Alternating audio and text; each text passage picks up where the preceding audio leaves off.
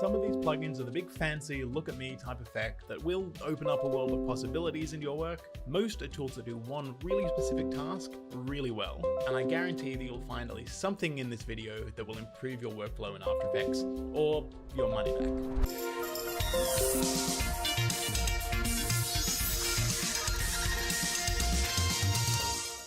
All of these are free. Some have a name your price option, so you can pay what you want.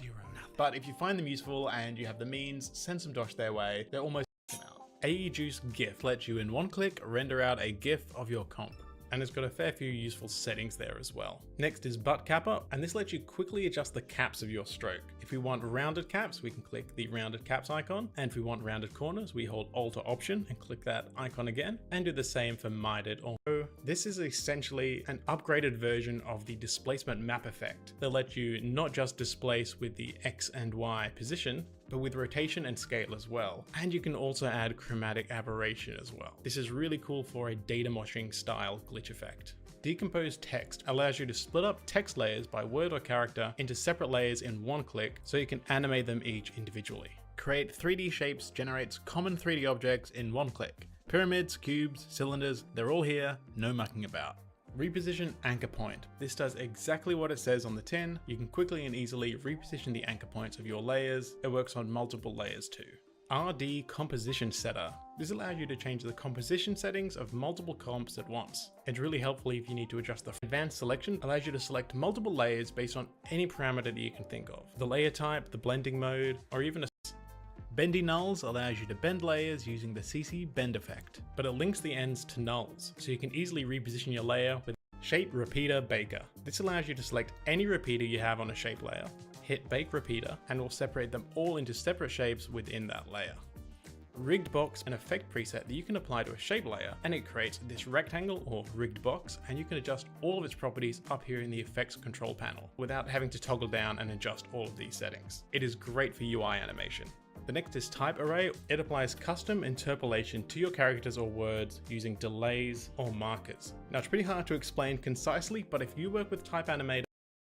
Next is Sortie. This allows you to quickly sort your layers in your layer stack based on a whole bunch of Rift. Now this lets you sequence and move your layers well. True Comp Duplicator. This lets you duplicate your entire True Comp Duplicator. This lets you duplicate your entire comps. Hylian. Now this is a single button that duplicates the layer you have selected, but it also links all of the animated properties to the original, so you can make any adjustments.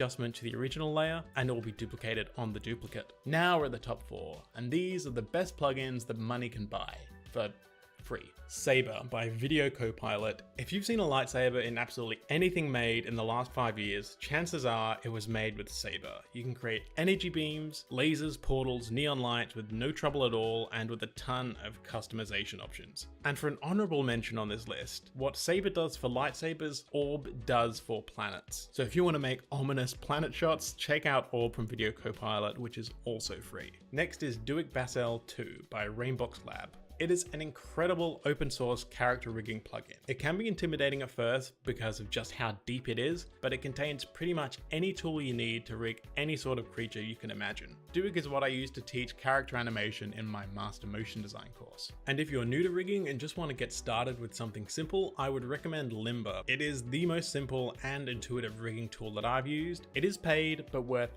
every penny. And number 2 on my list is FX Console by Video Copilot. Now, absolutely everybody that has After Effects should have this installed. It's essentially a search bar for effects, but it is way more useful than that makes it out to be. So with a layer selected, we can trigger it with a shortcut, then the search bar pops up and we can search for an effect and simply hit enter to add it to that layer. You can save your favorite effects in the toolbar as well. So if I want to add a fill, I can just hit 1 on my keyboard. And it's also really useful for saving a screenshot of your composition. Or my favorite technique is to copy it to the clipboard and then just paste it directly into Photoshop. Now I use this all the time when I'm making my thumbnails, but also for any documents that I need to send to a client. And the number 1 free plugin that I would say ranks very highly amongst paid plugins as well is EaseCopy. Now this is a brilliant plugin that allows you to copy and paste easing values from your keyframes. Say you've just animated your favorite yellow square rotating. You spent 8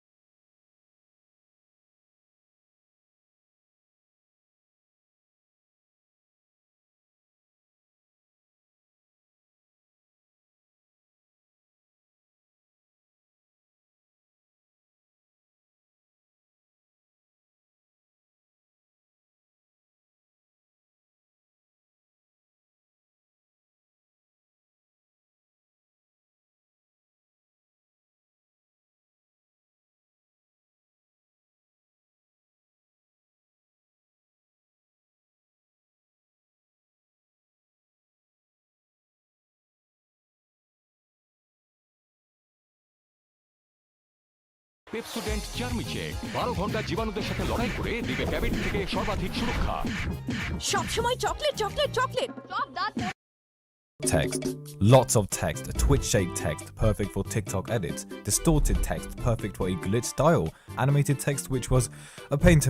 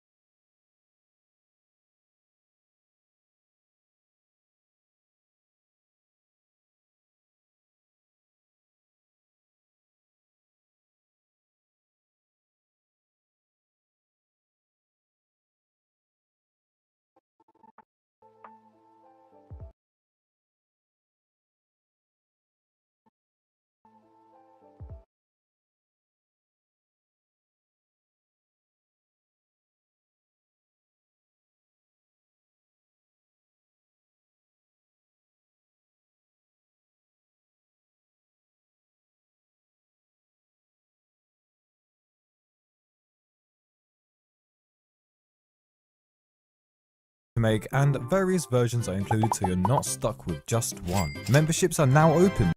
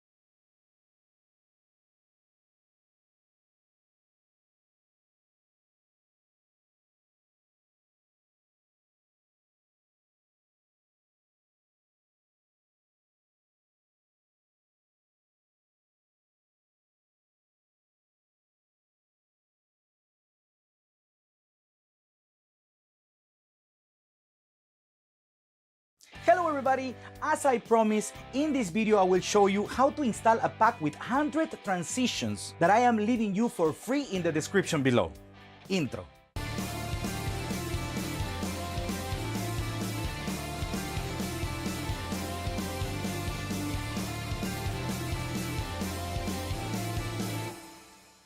Okay guys, as soon as you click the link that I'm leaving in the description with the 100 free transitions, you're gonna come to this landing page, okay? It says 100 free transition pack, okay?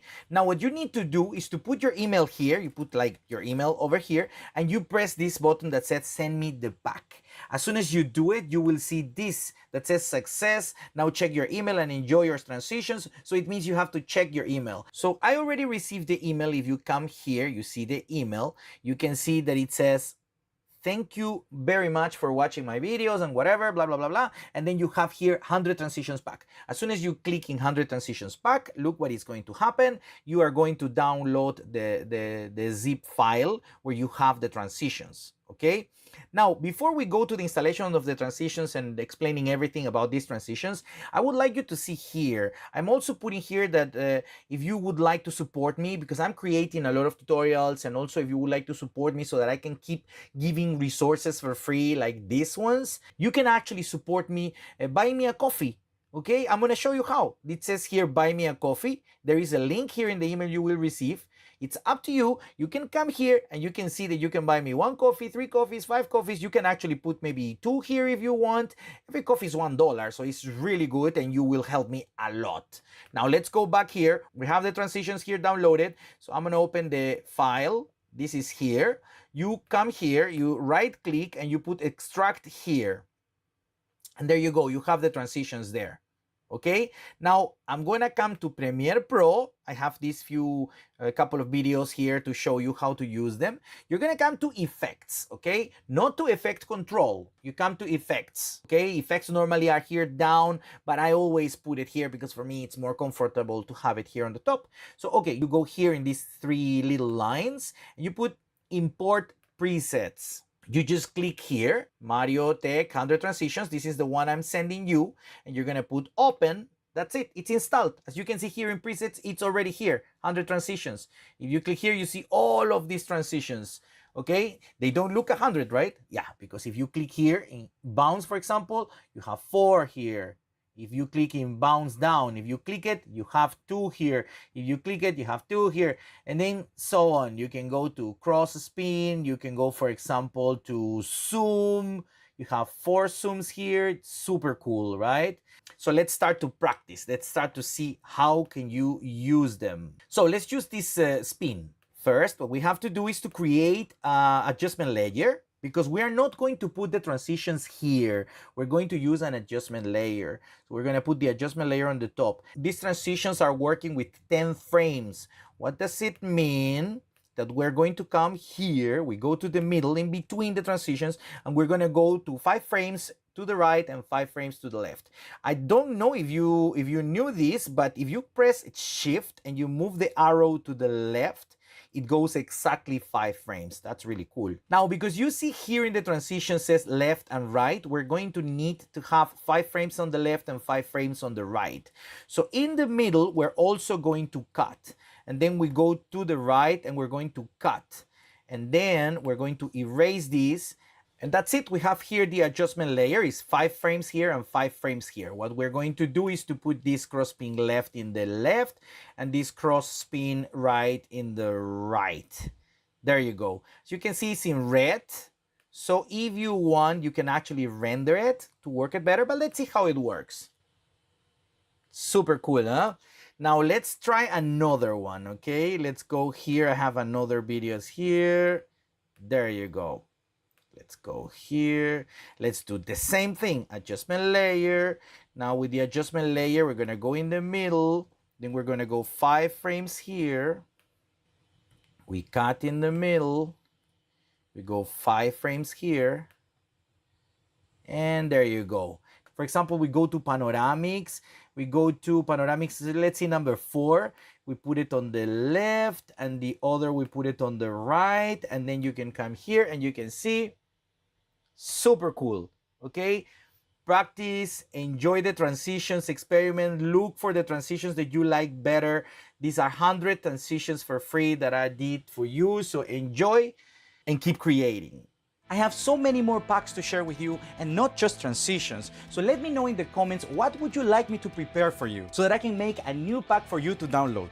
If you like this video, you help me a lot by subscribing. And if you want to support me so that I can keep creating more videos and giving away more resources and packs for you, I will leave you a link in the description below where you can actually buy me a coffee. It is a support and will be very appreciated. I'll see you in the next video.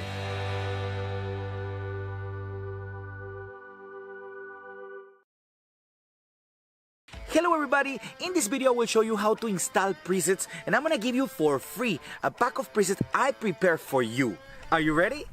Intro.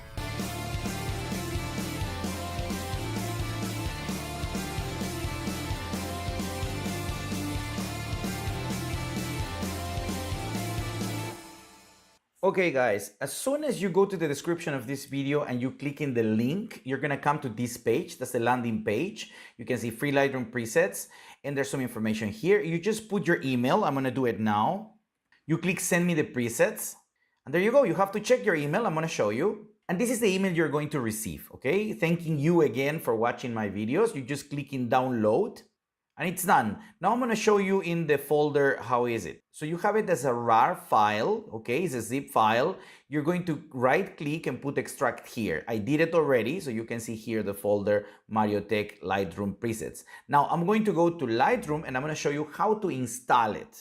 Okay guys, I'll show you how easy it is to install these presets. So you come here on the top of Lightroom, you have edit, and you're gonna come here in edit. But if you're using a Mac, then here where it says file, you're gonna have the icon of Lightroom. You just click in that and it's going to be the same, okay? Then we go to preferences. This is what it's going to open. You have a menu here on the top. You're gonna go to presets, and then in presets, you're gonna see these two buttons here. Where it says show all other Lightroom presets, that was the button before. So you go here, you install your presets. But now we're going to use this one, show Lightroom develop presets, okay? We click here, and immediately this is going to open, and you can see that actually settings is already highlighted. So what you do, you go inside settings. This is what is going to open. Now what we're going to do is we're going to look for the folder I'm giving you, this one over here that you just downloaded, and we're going to pull it and put it there in this settings folder. There you go. Now we're going to come back here to Lightroom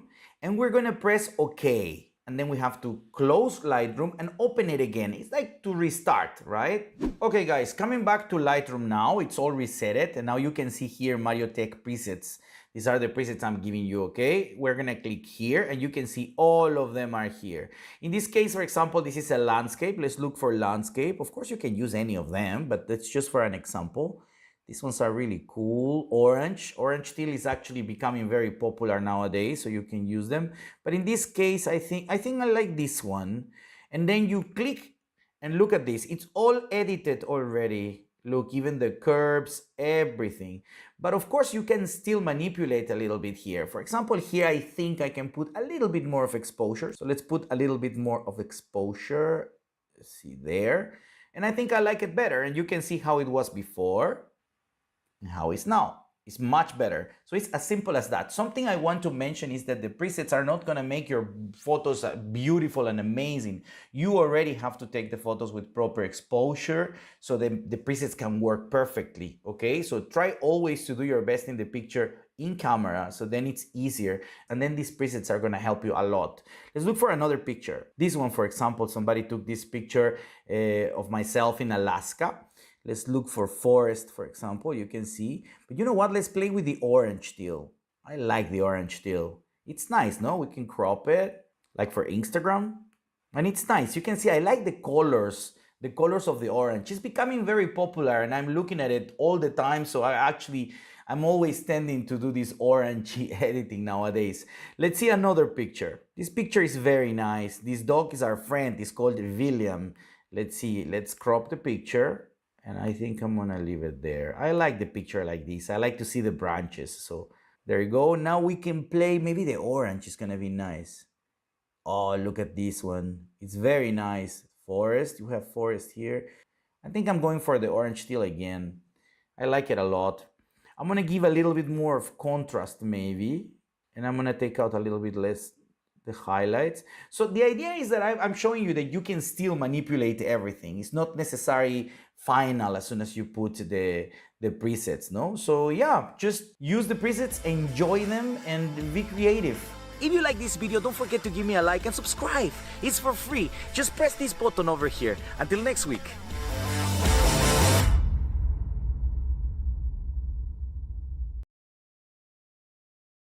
In this video, I'm going to show you 3 different ways to use color grading within Lightroom. I'll break down everything you need to know and even show you some hidden features that often get overlooked. Color grading can be a bit mysterious if you've never used it before, but I want to show you everything that I've learned so that you can become more confident with using it on your photos. Inside of Lightroom, the color grading panel has 3 different circles in its default view. One that represents the shadows or the dark portions or the blacks, one that represents the midtones, which is the grays, and then another which represents the highlights or the white tones, and that's this portion over here. But if you look a little bit closer, each of those has a dedicated control, and if I click over to them, what you'll notice is now I have finer grain control over each of those settings, and each of those you can control color or hue, saturation, which is the amount of color, or you can control brightness, which is how bright or how dark each of those portions of the image is. So if I go back here and I just start dragging the shadows, and let's say I just want to make the shadows or the black tones more yellow, you'll notice that that's what happens. They become more yellow. Now, what you'll notice is that black kind of always stays black, unless you do one of these and you grab the brightness, which is this slider here, and you drag it up. What that does is it takes the blacks and lightens them or makes them more gray. You can't add color to black. You can only add color to gray. Same thing for the whites. If I undo that and go to the highlights or the whites, if I try to add color to it, again yellow, you'll notice that the whitest or the brightest most portions always stay white, and that's because you can't add color where it's just white. So if you want to add color, you have to darken it and make it more gray. So I would drag this slider, which is the brightness, and now you can see I can actually add color to those portions of my image. And you'll notice at the very bottom, there are 2 more controls, blending and balance.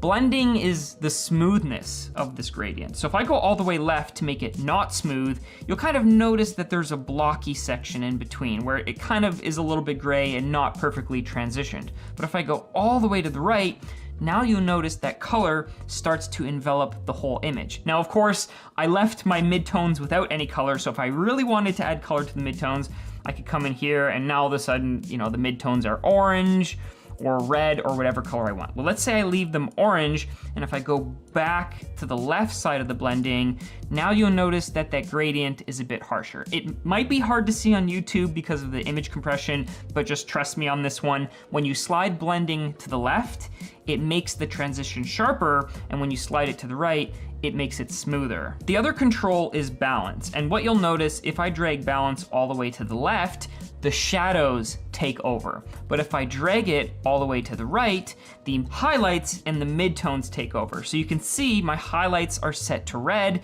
Now pretty much all of my image is completely red. One more thing that's a hidden feature, if you go over to the very right of the color grading, there's actually a global tint setting.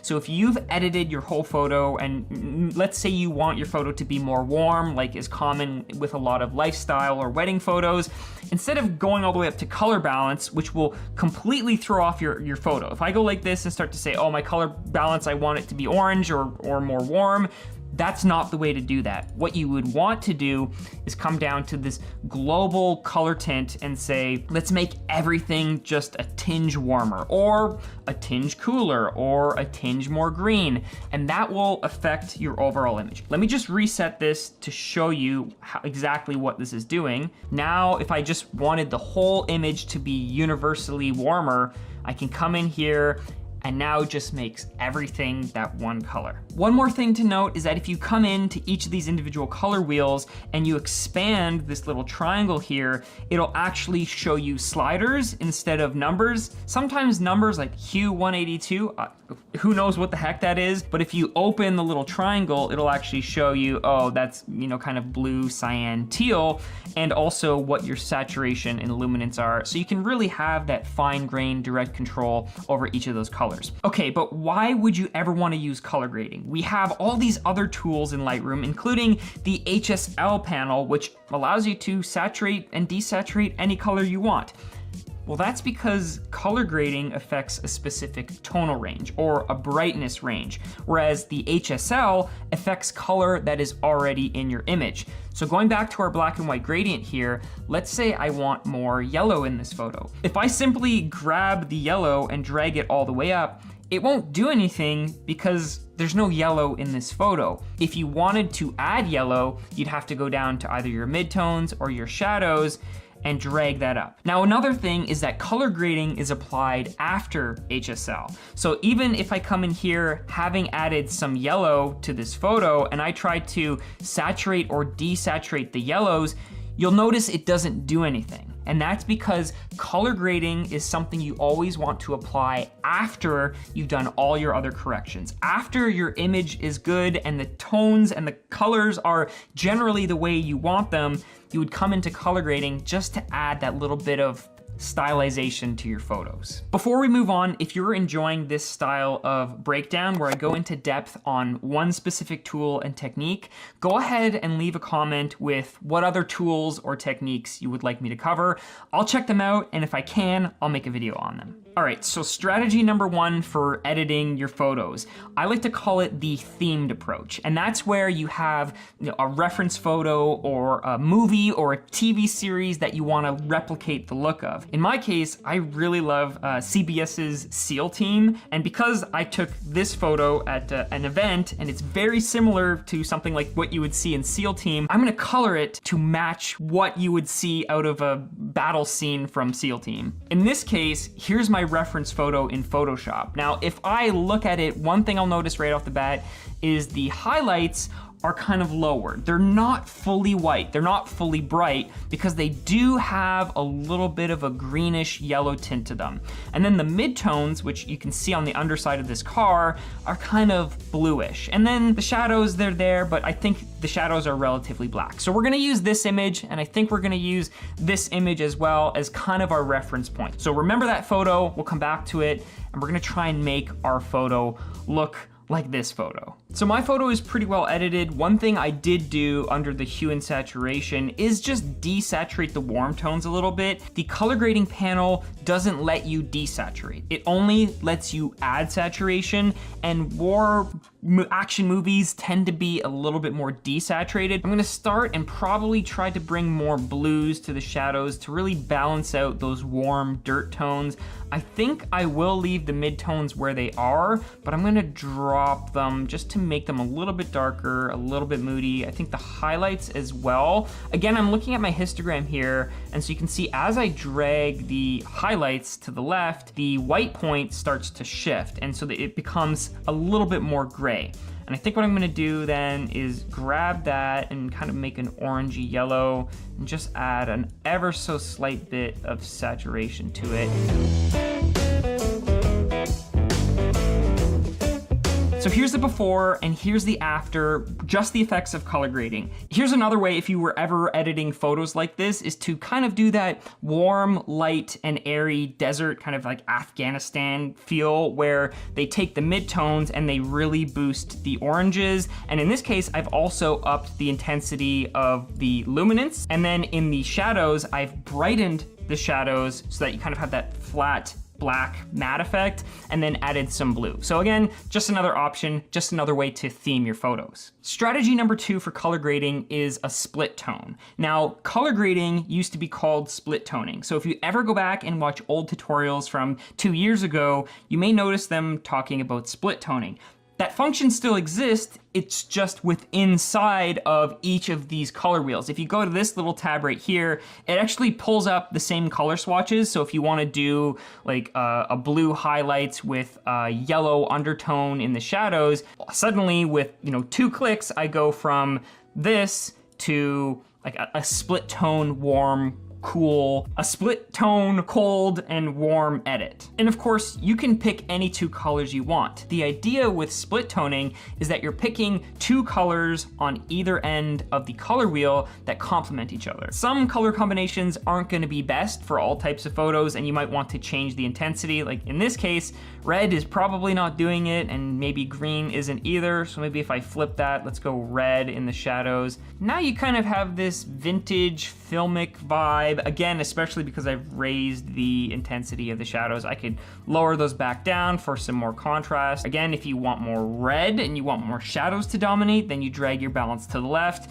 If you want those teals or those highlights to dominate, you drag your balance to the right. The third and final method is what I like to call the color grading enhance method. And that's where you take the colors that are already in your photo and either boost them or complement them with an opposite color. In this case, what I want to try is getting the greens to stand out even more. Now, your initial reaction might just be to go to the global setting and drag the greens up, but then the photo kind of looks sick. And so what I would rather do is leave the greens alone and use warm, cool tone splits, again, to really emphasize the fact that these greens and these kind of yellowish tones in the photo are what I want to stand out. So what I'm actually gonna do is I'm gonna go into the shadows and make them more blue. I'm gonna go into the mid-tones, make them a little bit more yellow. And then to get more green out of it, where you don't have a lot of green, I'm actually gonna go into the highlights and put some green there.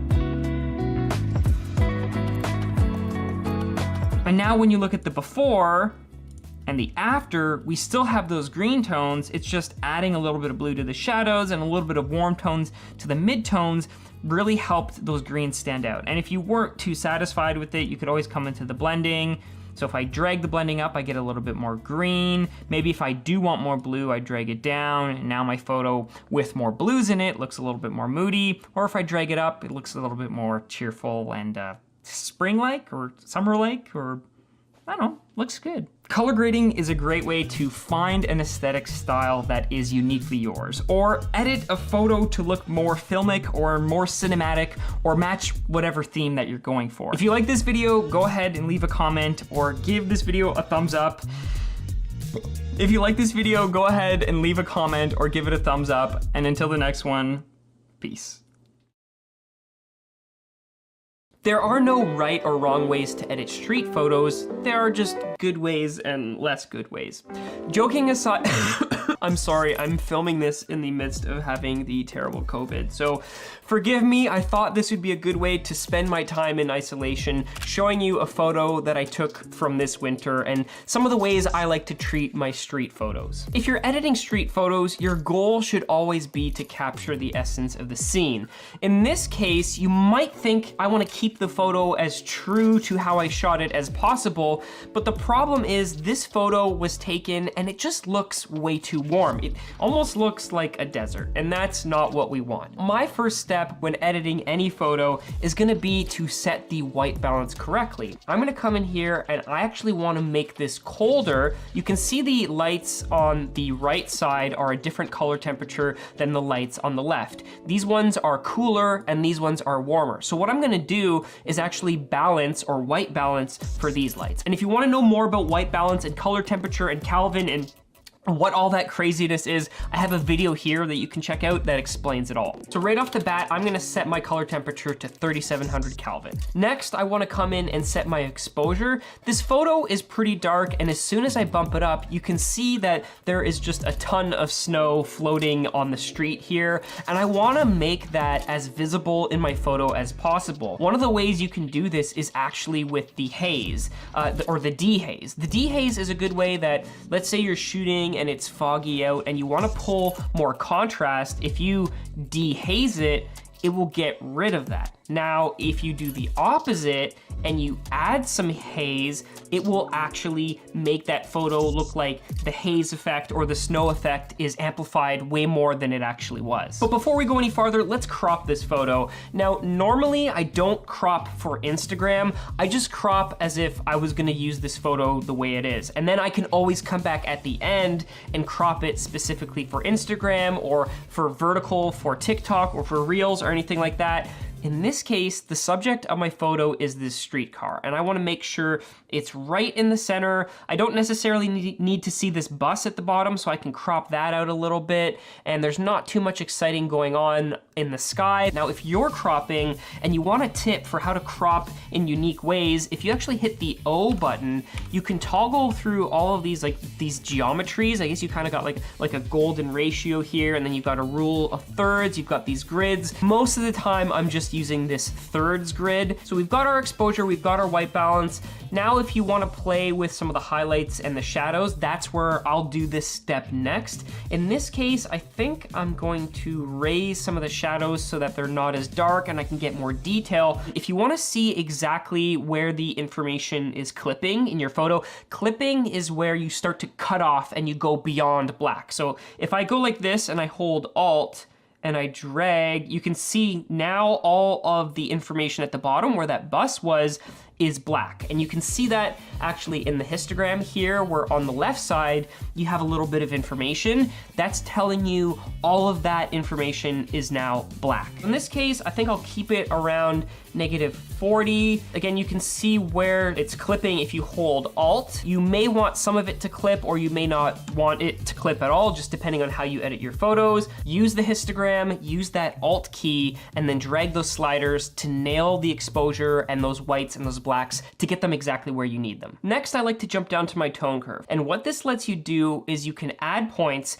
and when you drop it, it darkens that portion of your image, and when you raise it up, it lightens that portion of your image. So anything on the right side is gonna affect the shadows and the bright tones in your photo, like around these lights, and then anything on the left is gonna affect the shadows, or in this case, that's the information that's at the bottom of this photo. For this photo, I don't wanna drop the shadows too much, so I'm gonna place a bunch of pins, and also if you hold the Alt, it lets you kind of drag that very slowly, where if you're not holding the Alt, you can kind of move it really fast, and then as you hold the Alt down, it gives you finer grain control over that portion of the tone curve as you're editing it. The next thing I wanna do is jump down to my color calibration and start making adjustments for hue, saturation, and then tweaking the colors to where I want them to be. Now, some people will jump right into the hue, saturation, luminance, which is this tab here, but I actually like to go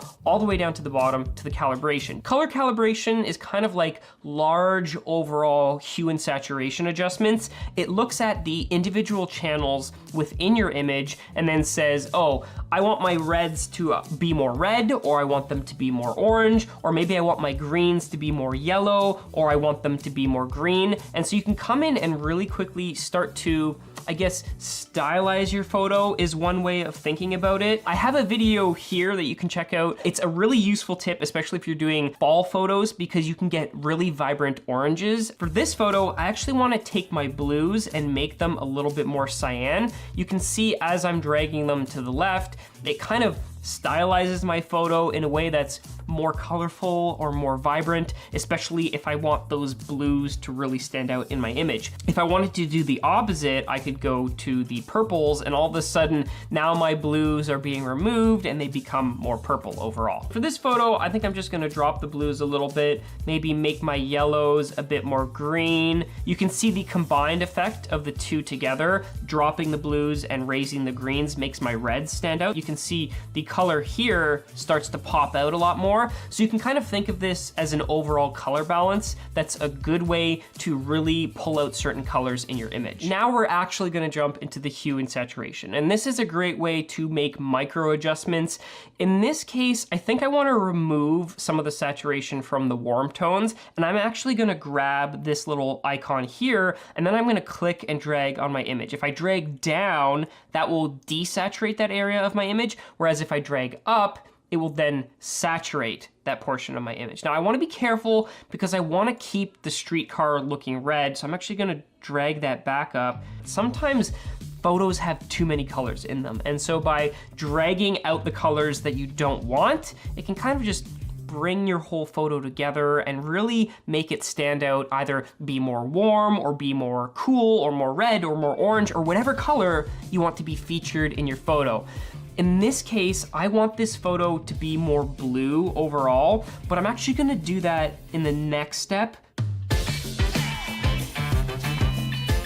Now the third step when you're editing color in your photo is to come down to color grading. But before we get to that, I actually wanna go up and we're gonna do a whole bunch of masking to really tweak this photo and get the colors and the subject, which is the streetcar in this photo, to stand out. There's quite a lot going on in this photo. We have the overhead streetcar wires, we have a car, we have a bike, we have a bus. We don't want the bus at the bottom taking away from the fact that we have this really nice streetcar. So I'm actually gonna grab a linear gradient, drag it on the bottom, and it's kind of like adding a vignette, but I'm gonna drop the exposure. And actually another thing I can do is drop the saturation. If I drop it all the way, that maybe is a bit too much because now we're getting rid of some of the color down here in the snow, but I'm also getting rid of the color that is on the lights of the bus.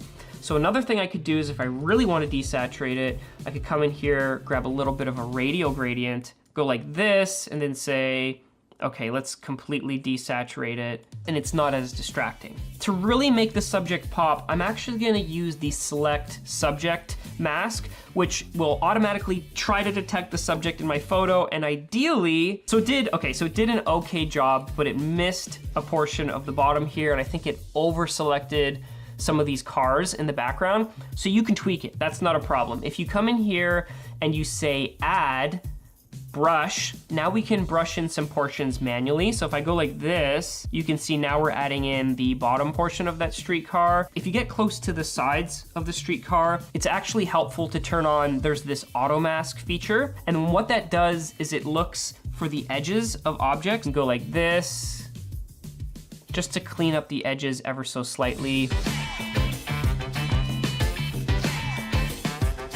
Now what I'm gonna do is any of the adjustments I make here will only affect the area I've selected. In this case, I'm gonna bump up the exposure just to brighten it ever so slightly. I'm gonna bump up the clarity to really start to get some of that enhanced contrast. If I dehaze it maybe just a step or two, and then sharpness just a little bit, and then I'm gonna hit done. What I'm gonna do now is select just the background. So again, I've said select subject, and that's gonna select the streetcar. But now what I'm gonna do is I'm gonna invert that selection, and you can see that the mask is now selecting just the background, except I do need to go in and make some slight tweaks.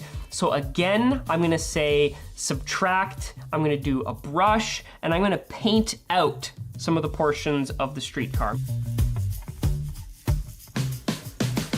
Now that that selection is good, I'm actually gonna come in here, drop the saturation, and you can see all it's doing is affecting the background. That's probably not the look I wanna go for. In fact, what I wanna do is I wanna make the background look colder, because this is a snow scene.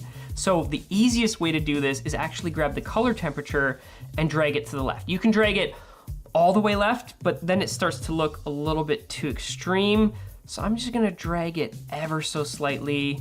And you can do anything you want to the background. So if you want to lower the clarity, for example, to make it look like it's more glowy and ephemeral and dreamy, you can do that. You can also, you can drag the dehaze down. I wouldn't recommend that. That kind of gets a bit crazy, but you know, maybe just a point or two, dropping the texture, dropping the saturation. And what that does is just make it look even more snowy and cold. I'm gonna add a couple more masks. I'm gonna do a radial gradient off to the side here because we've got this building and I really want the light from it to look like it's making the street light up. So I'm gonna raise the exposure a little bit and I'm actually gonna dehaze it a little bit so it looks a little bit more foggy.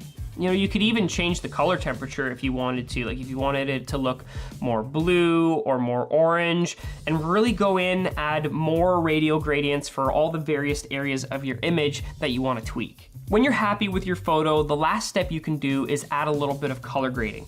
Color grading kind of works in complement to everything else. You can effectively do color grading with the tone curves, with the RGB tone curves, and with the hue and saturation sliders. But let's say you've made all your edits, you're happy with it, and you just need a little bit of extra something. Like you could come in here and say you want to affect the shadows. I think in this case, the blue is going to help sell the fact that this is a cold image. You can even darken it up a little bit, come into the midtones. Maybe I want a bit more blue in my midtones. You could brighten up the midtones just a hair. And then one thing I like to do is if I'm using one color for the shadows and the midtones, I'll use the opposite color for the highlights. So whatever is opposite of the color wheel. In this case, instead of blue, we drag the color wheel all the way to the other side, and we've kind of got an orange and yellow. Like you can see here, inside of the streetcar starts to glow a little bit, and you could even brighten it up just a hair. So before color grading,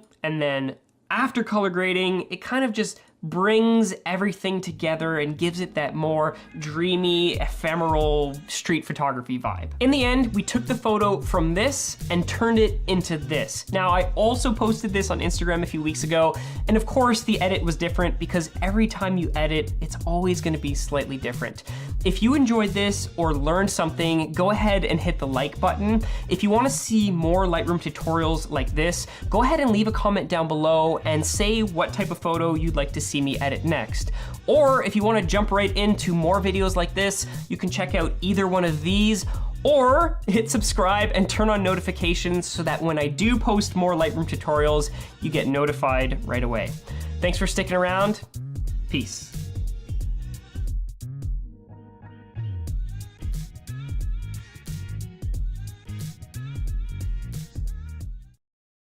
Forget everything you know about editing in Lightroom, because in this video, we're going back to the basics of start to finish editing inside of Lightroom. Even if you've seen some of my past videos, there are some things that have changed in my workflow that have made it a little bit faster to edit, and there are little bits of tidbits of information that I want to share with you to help you edit more efficiently. Now, every good edit begins with a good photo. Jumping into Lightroom, this is the library tab. This is typically where you're gonna browse through all of your photos. Now, I've made this quick collection of the already edited photo that you've probably seen in the thumbnail, but if I grab this red version, which is the unedited version, and I open it up, you'll remember last month I was in Utah and Arizona. And if you check out this video here, you can actually see the story behind us capturing this photo. We were with our friend Mike. We actually stayed up all night to do some astrophotography, and this was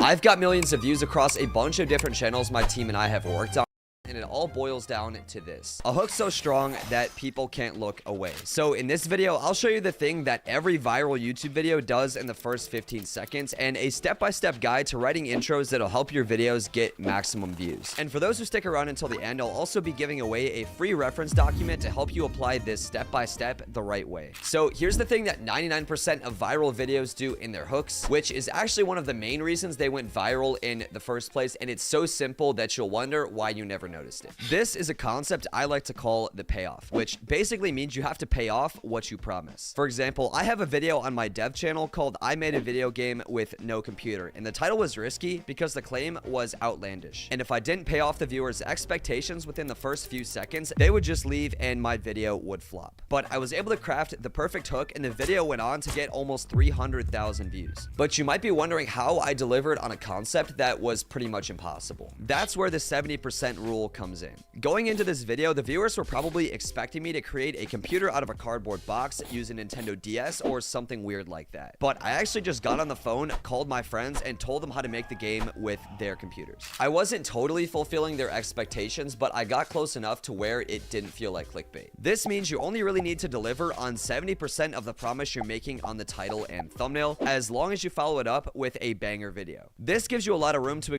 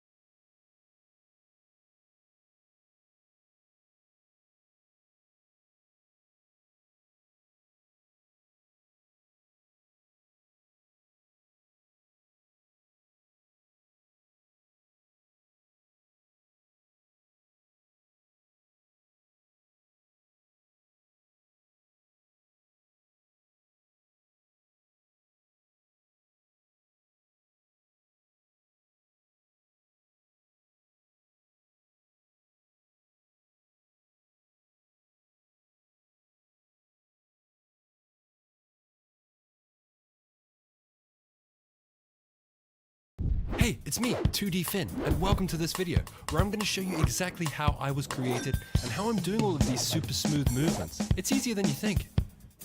But wait, that means I'm not real. Wait, Finn, wait, I can explain. Finn, I lied! Finn, no! Let's get on with the tutorial. Now let's begin with part 1, which is creating your PNG characters. You're gonna have to excuse me, I have COVID at the moment, so I'm not feeling so good, and you can probably tell. But you know, when life gives you lemons, am I right? The first thing you're going to want to do is open up Photoshop. Then we're going to create a new file and make sure that that file is set to 1920 by 1080p. That's just going to give you a HD project, which is exactly what we want. So type in a name and click create. Drag and drop some PNGs that you've downloaded. I've got 3 good ones in my preset pack for you so that you can follow along exactly with what we're doing today. But you know, any old PNG from Google will do the trick. And then you're going to want to drag on your channel avatar, which should be a square image like this. Then you're going to select the circle crop tool and drag it from the top left corner down to the bottom right whilst holding shift. This is going to give you an even circle. When you're done, right click on the layer and then rasterize it. This means that when we press Ctrl, Shift and I to invert and then delete, the background will actually go away. Then we press Ctrl and T and we can pull the face around anywhere we want. But of course, we're going to put it where the head would be. Disable that background by clicking the eye, and then you'll see it's got the transparent texture. This now means that we should export. When you're exporting, you're going to want to make sure that the format is set to PNG and that you've got transparency selected. Then you're going to hit export and export it to a folder, wherever that is. I have no idea. And then drag those exported PNGs into your Premiere Pro project. Amazing work. Oh, well done. So we're going to split this tutorial into 2 parts because it's super easy.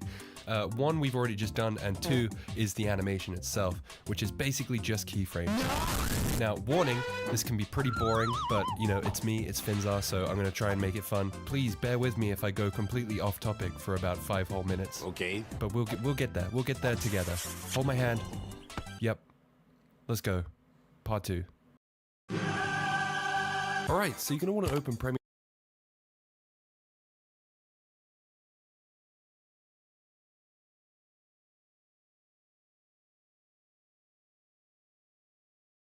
Hey guys, it's me, Finn. You probably noticed I'm using some new animations. Watch this, I'm gonna do a front flip. Yeah! All of what you're seeing right now has been made on this preset pack, the Finzar Animation Pack 2, which is now currently available on my website, storzar.com. Now this is the much anticipated sequel to the first animation pack, which has sold like crazy and had insanely good reviews. Now you've got plenty to play around with.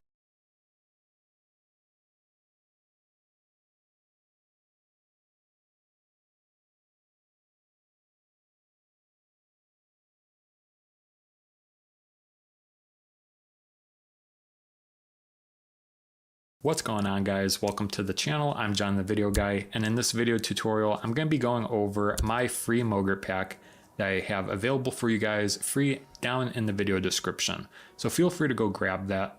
It is the Animated Elements Starter Pack for Premiere Pro. These have a lot of shape elements inside them. You might have seen them used in my previous video tutorials. They're great for identifying certain areas of the screen. But there are also a lot of cool elements in here, such as the swirlies and pops, and I'm going to be featuring how to install them inside Premiere Pro and really how to use the controls. So with Premiere Pro open, to install them, click on one of the swirly options and click on that choose if you want to bring.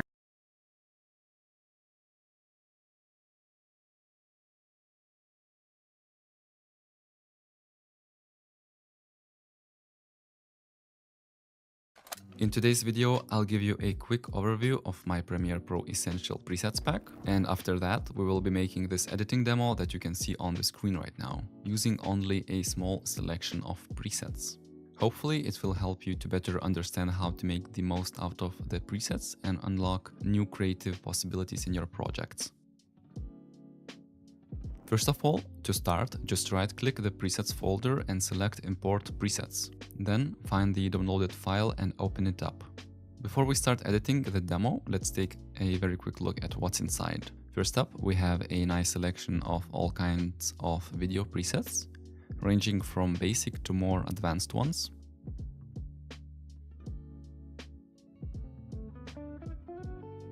Then some very handy audio tools, some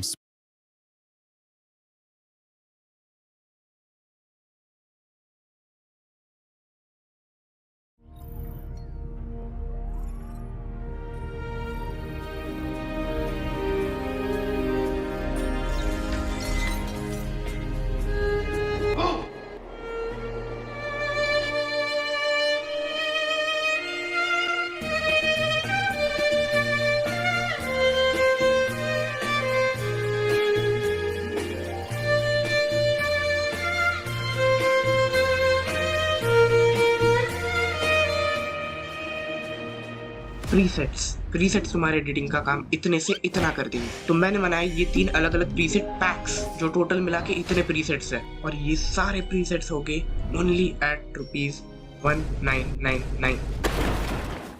नहीं मजाक कर रहा हूँ, ये free है। तो ये सारे प्रीसेट पैक्स तुम्हें मेरी वेबसाइट पे मिल जाएंगे, जिसकी लिंक डिस्क्रिप्शन और पिन कमेंट में होगी।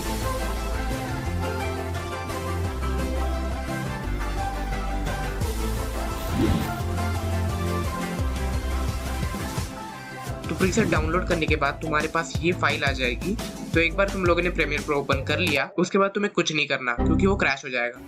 फिर यहाँ पे इफेक्ट्स में तुम लोगों को ये जो 3 लाइंस मिलेगी वहाँ पे क्लिक करना है और यहाँ पे इंपोर्ट प्रीसेट्स पे क्लिक कर देना है। फिर वहाँ पे तुम्हें बस फोल्डर ढूंढना है जहाँ पे तुम लोगों ने प्रीसेट सेव किए थे, और ये जो दिख रहा है उस पर क्लिक कर देना है। यही स्टेप्स तुम्हें सारे प्रीसेट पैक्स के लिए अप्लाई करने हैं। और हाँ, ये जो दोनों प्रीसेट पैक्स है इनमें एक प्रॉब्लम है। नहीं, इफेक्ट्स में प्रॉब्लम नहीं है, लेकिन एक एक्स्ट्रा स्टेप है जो तुम्हें करना पड़ेगा। जब भी तुम लोग ये इफेक्ट्स यूज करोगे उससे पहले तुम्हें अपनी क्लिप को नेस्ट कर देना है, वरना बहुत सारे ग्लिचेस भी आ जाते हैं। और बस एक बार तुम लोगों ने नेस्ट कर दिया, उसके बाद तुम लोग कुछ भी इस पर ड्रैग एंड ड्रॉप करो, कोई प्रॉब्लम नहीं होगी। तो सबसे पहले हम लोग आते हैं एसेंशियल प्रीसेट्स पे। इसमें तुम्हें बहुत सारे अलग अलग वीडियो इफेक्ट्स मिलेंगे, फिर बहुत सारे ऑडियो इफेक्ट्स, फिर बहुत सारे बेसिक ज़ूम्स मिलेंगे तुम्हें, और अलग अलग वीडियो एनिमेशंस मिलेंगे। फिर आता है कैरेक्टर एनिमेशन। तुम लोगों ने बहुत सारी वीडियोस में ये ऐसे एनिमेशंस देखे होंगे, और अब ये चीज तुम लोग भी कर सकते हो बिना कुछ किए। लिटरली बस ये चीज तुम्हें ड्रैग एंड ड्रॉप करनी है, और ये देखो कूल एनिमेशंस। अब देखते हैं फाइनल। लिटरली बस ये चीज तुम्हें ड्रैग एंड होंगे, और अब ये चीज तुम लोग भी कर सकते हो बिना कुछ किए। लिटरली बस ये चीज तुम्हें ड्रैग एंड ड्रॉप करनी है, और ये देखो कूल एनिमेशंस। अब देखते हैं फाइनल और सबसे बेस्ट प्रीसेट्स।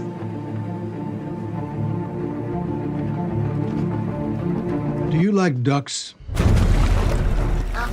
ट्रांजिशंस। तो यहाँ पे तुम्हें 4 सब फोल्डर्स दिखेंगे: motion transitions, extras, glitch transitions और ग्लो ट्रांजिशंस। तो सबसे पहले स्टेप्स पे जाने से पहले ये देख लो, ये है कुछ वो ट्रांजिशंस। ये तो बस कुछ एग्जांपल्स थे, इस पैक में और भी बहुत ट्रांजिशंस है। अब देखते हैं इनको यूज कैसे करना है। ये जो एक्स्ट्रास और ग्लिच ट्रांजिशंस है, इन्हें यूज करना बहुत सिंपल है। तुम्हें 2 क्लिप्स के ऊपर एडजस्टमेंट लेयर बना लेनी है, और जो भी इफेक्ट चाहिए उसको बस ड्रैग एंड ड्रॉप कर दो, खत्म। अब ये जो मोशन और ग्लो ट्रांजिशंस है, इन्हें यूज करना थोड़ा सा अलग है। तो ये दोनों प्रीसेट्स को यूज करने के जो स्टेप्स है वो दोनों सेम है। तो मैं तुम्हें एक का एग्जाम्पल देके दिखाता हूँ। तो सबसे पहले तुम लोगों को एक एडजस्टमेंट लेयर बना लेनी है, उसको तुम लोग 8 से लेकर 12 फ्रेम्स का रख सकते हो, वो तुम्हारे ऊपर है तुम्हें कितना रखना है। और फिर तुम्हें ये एग्जैक्ट यहाँ पे लाके रखनी है, एक क्लिप के एग्जैक्ट ऊपर। फिर इसी एडजस्टमेंट लेयर को तुम लोगों को अल्ट एंड ड्रैग करके साइड में लेना है। एक बार ये हो गया, उसके ऊपर तुम लोगों को फिर से एक एडजस्टमेंट लेयर लेनी है, और ये दोनों के साइज के इक्वल फिट करनी है, और डन हो गया काम। मतलब नहीं, अभी तक पूरा नहीं हुआ। अब तुम्हें ग्लो और मोशन ट्रांजिशंस में दोनों में एक एसेंशियल प्रीसेट मिलेगा, वो वाला इफेक्ट तुम्हें नीचे के दोनों एडजस्टमेंट लेयर पे प्लेस करना है। फिर अभी ये दोनों फोल्डर्स में से तुम्हें जो भी ट्रांजिशन चाहिए वो तुम ऊपर वाली लेयर पे प्लेस कर सकते हो, और बस हो गया ट्रांजिशन रेडी। और अब ये जो जूम इन और जूम आउट इफेक्ट्स है, इनमें एक थोड़ा सा चेंज है। जब भी तुम लोग ये जूम इन वाले इफेक्ट्स यूज करोगे, तब तुम लोगों को ये जो पहली एडजस्टमेंट लेयर है वो डिलीट कर देनी, और जब ये जूम आउट वाले इफेक्ट्स यूज करोगे तब ये सेकंड वाली डिलीट कर देना, और बस हो गया।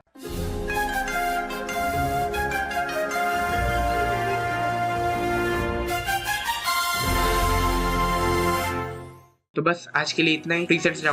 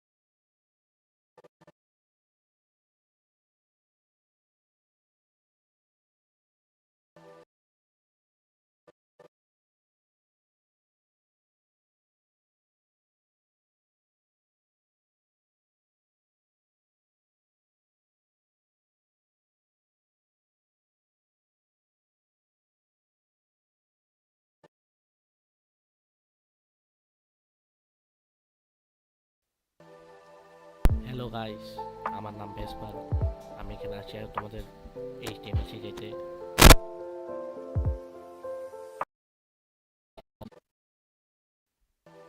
হ্যালো গাইস, আমার নাম ভেসপার।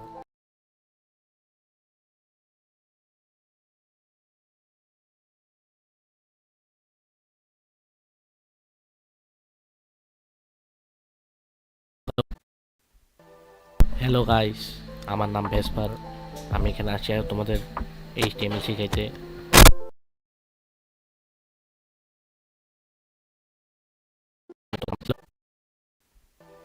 হ্যালো গাইস,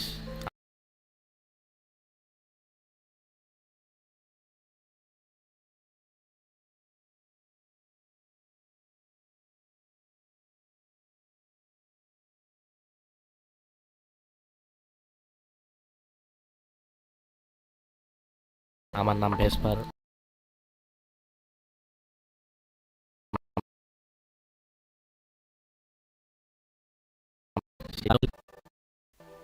হ্যালো গাইস, আমার নাম ভেসপার। আমি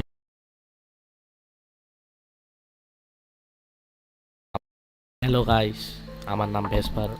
আমি এখানে আছি আর তোমাদের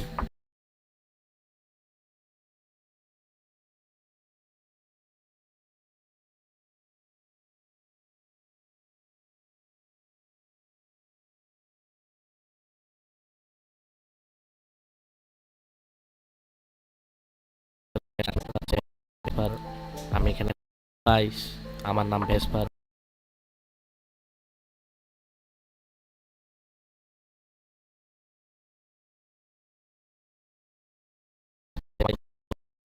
আমার নাম ভেস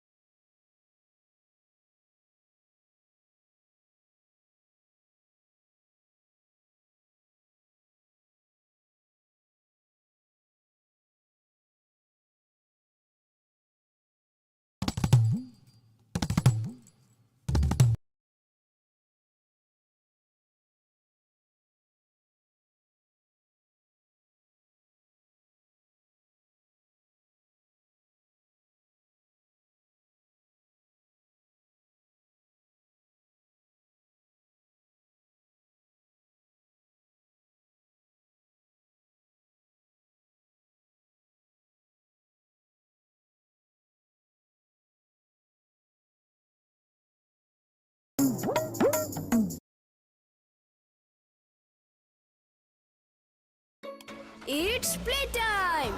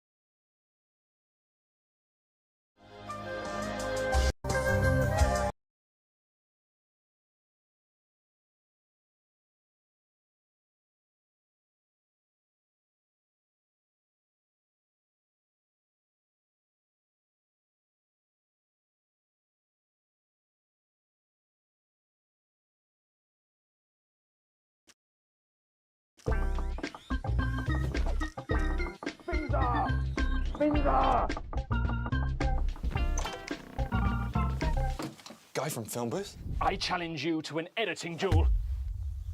I accept. Okay, Finn, this is how the fight's gonna work. I'm gonna make you a 60-second video about my cell phone, and then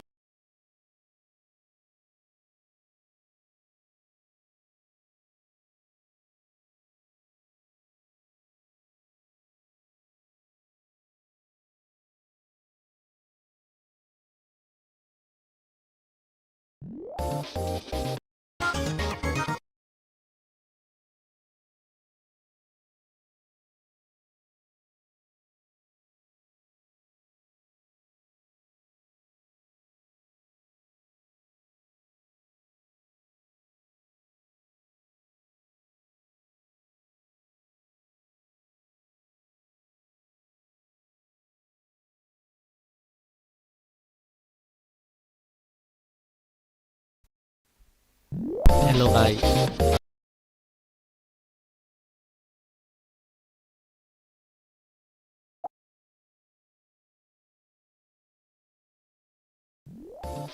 hello guys, আমার নাম ভেসপার। আমি এখানে আছি আর তোমাদের HTML শিখাইতে।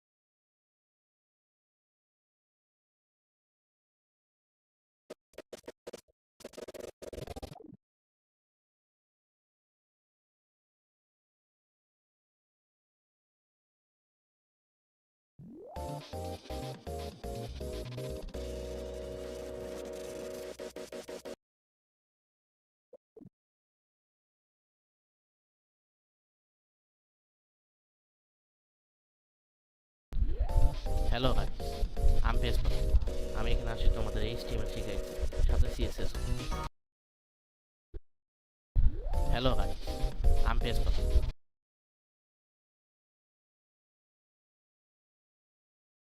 আমি এখানে আছি তোমাদের HTML শিখাইতে, সাথে CSS।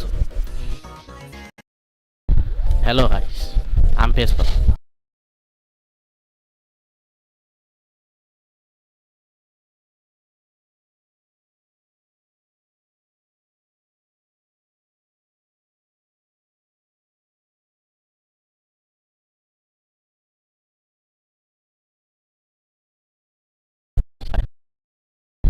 হ্যালো গাইস, আমি ভেসপার। আমি এখানে আছি তোমাদের HTML শিখাইতে, সাথে CSS।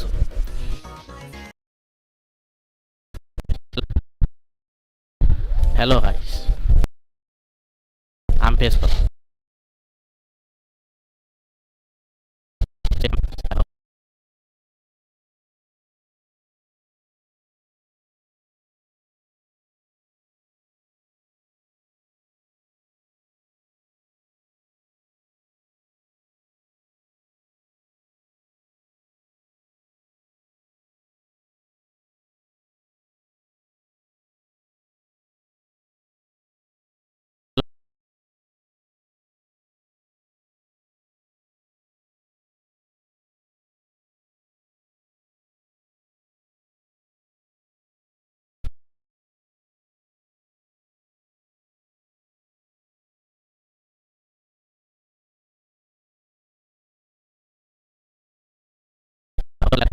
Hello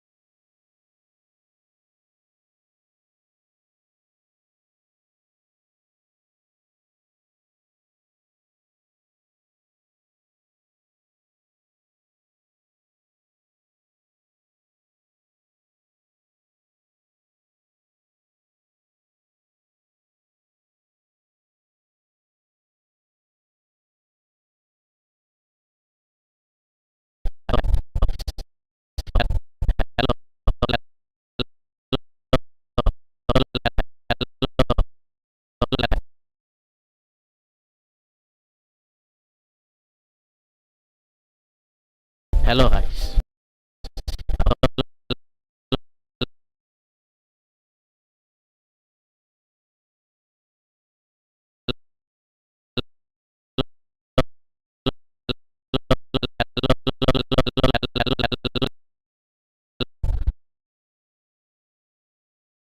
Hello guys.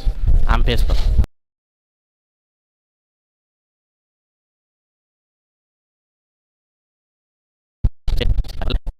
Hello guys.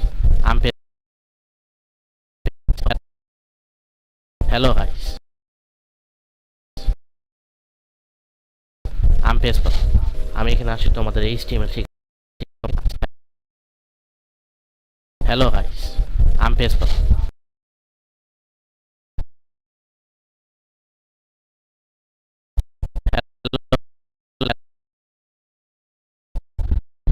Hello guys. I'm Pesper. আমি এখানে আসি তোমাদের HTML শিখাইতে সাথে CSS O.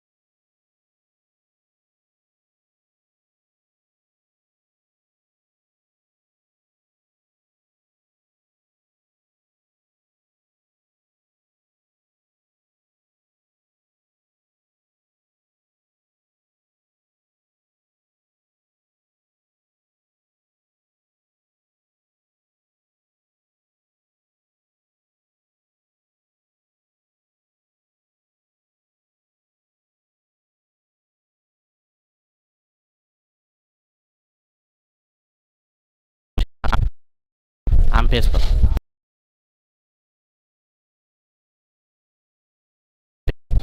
Guys. I'm Pesper. আমি এখানে আসি তোমাদের HTML শিখাইতে সাথে CSS ও।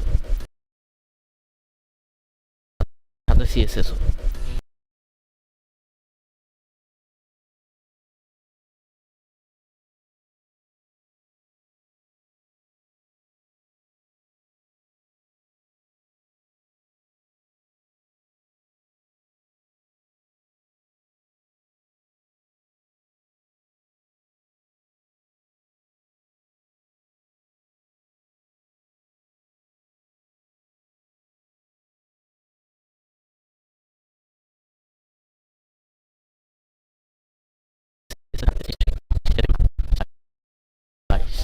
I'm Pesper.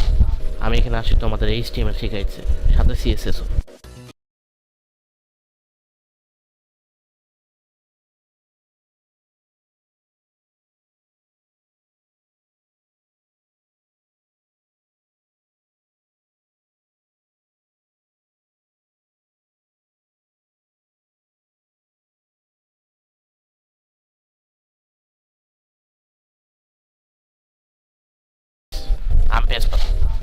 এখানে আসি তোমাদের HTML শেখাইছে সাথে CSS ও।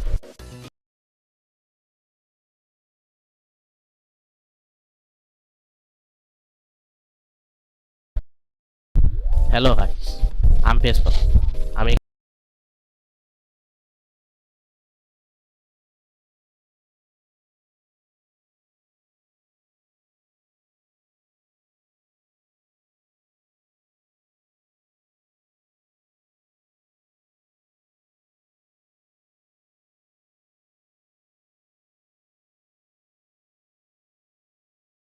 এখানে আসি তোমাদের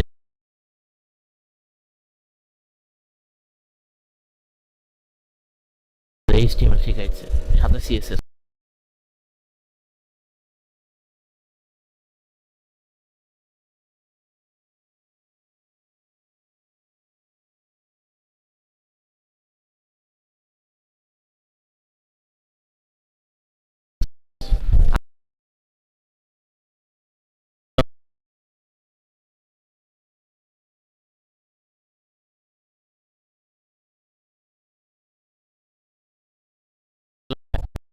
Hello guys, hello guys.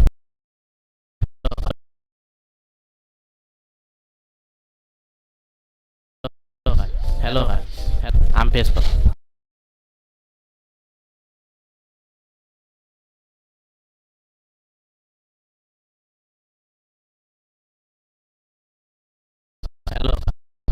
Hello guys, I'm Pespa.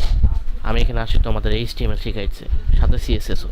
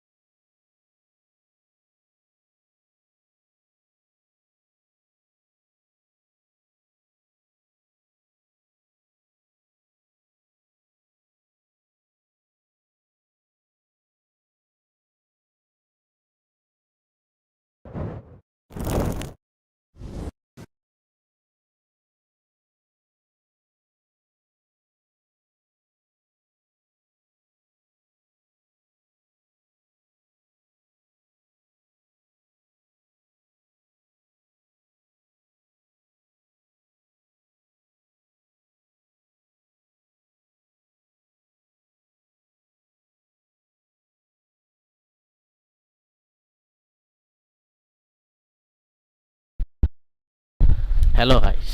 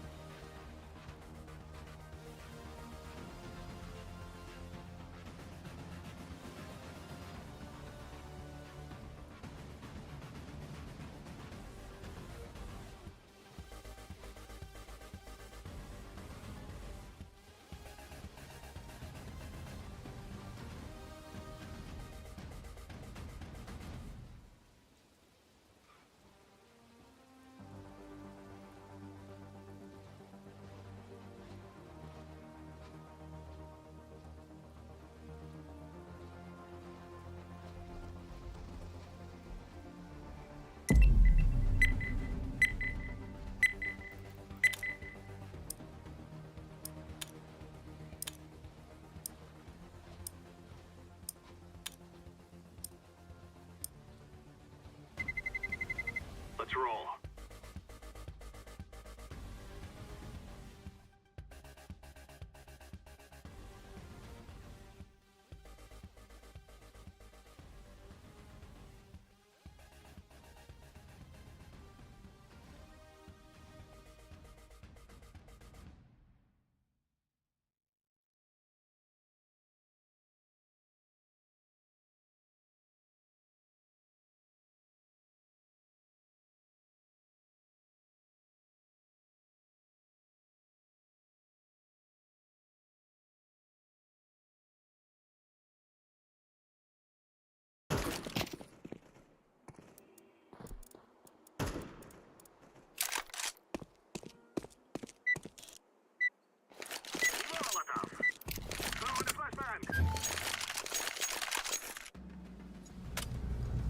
Now is the time.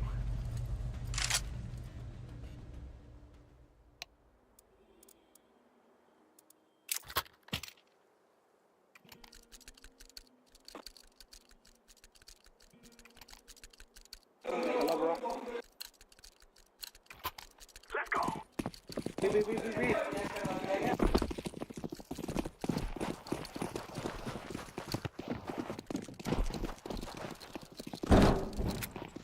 Smoke stairs.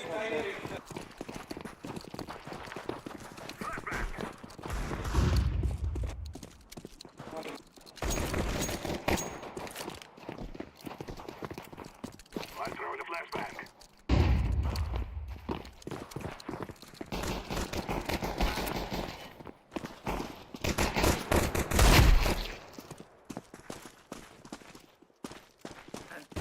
Terrorists win. Go burn like bandits before you die.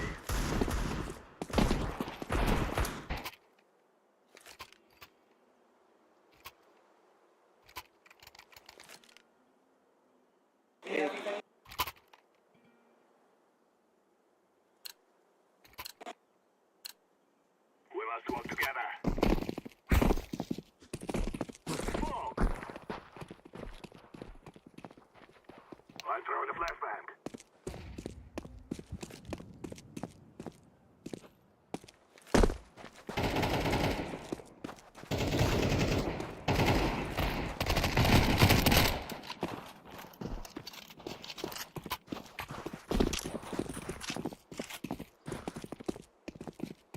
Flashbang.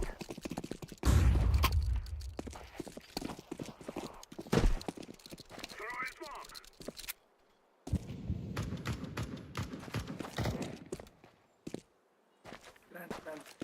Activating the bomb.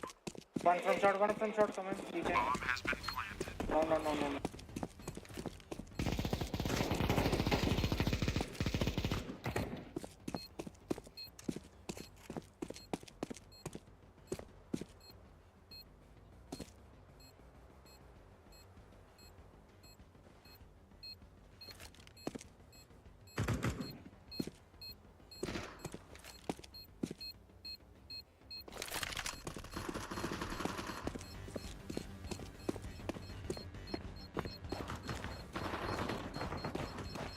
Save. They cannot stop us now. Terrorists win.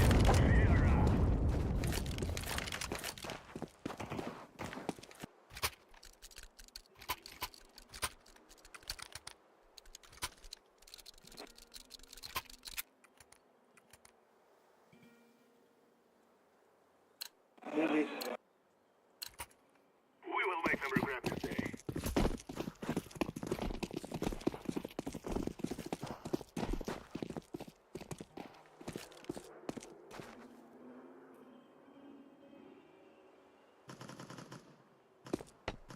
Smoke! Throwing a flashbang!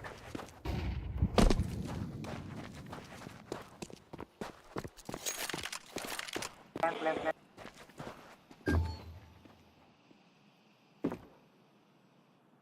I'm planting the bomb. Bomb has been planted.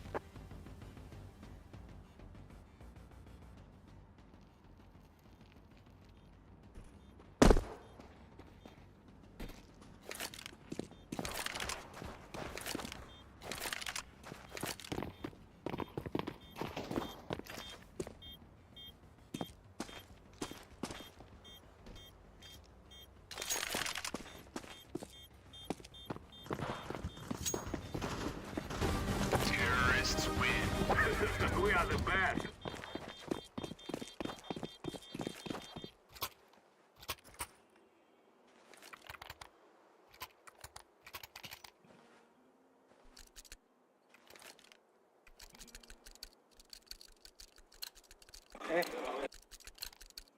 This is what we have been working for.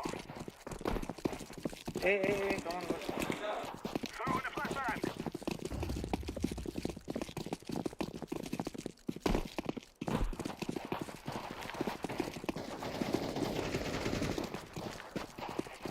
Throwing fire.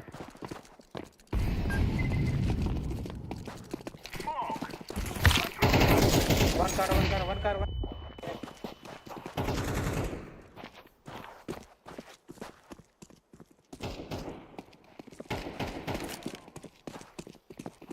Grenade out. I've thrown a grenade. Bomb has been planted.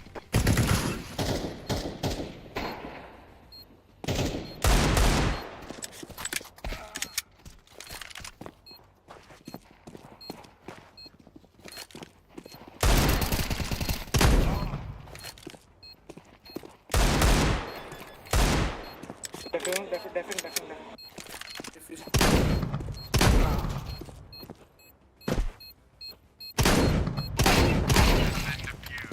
Oh shit. Counter-terrorists win.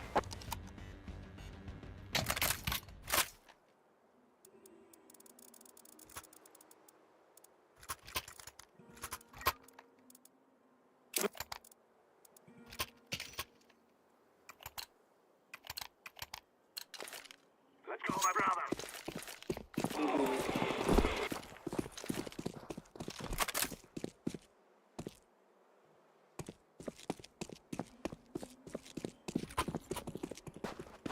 Flashbang.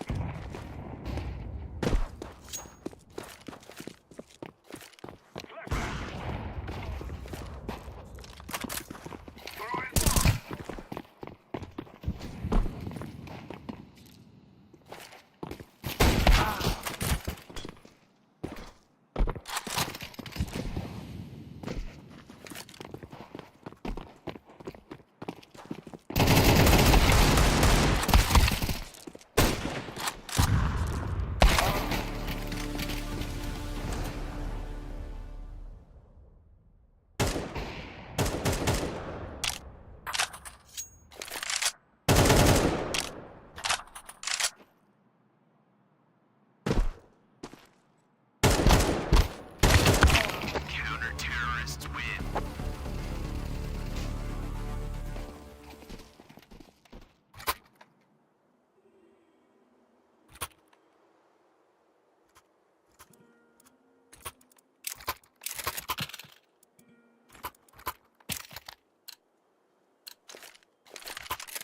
Come on, let's go.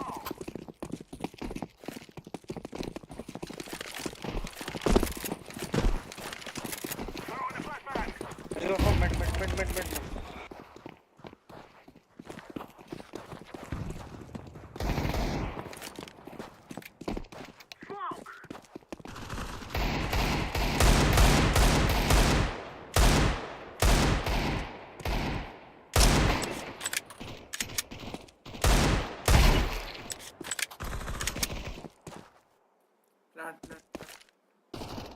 Throw in smoke.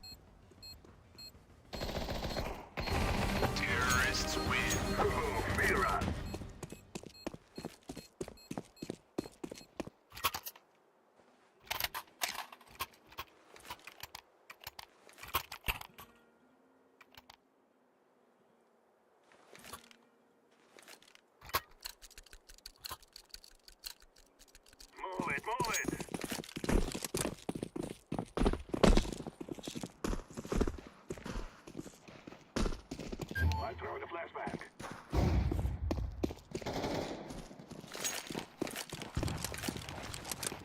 Smoke.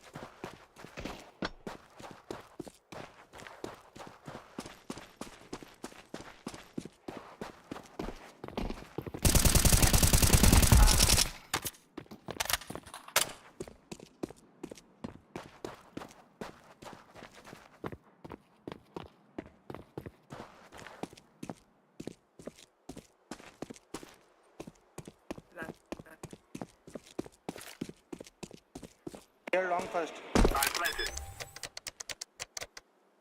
Bomb has been planted.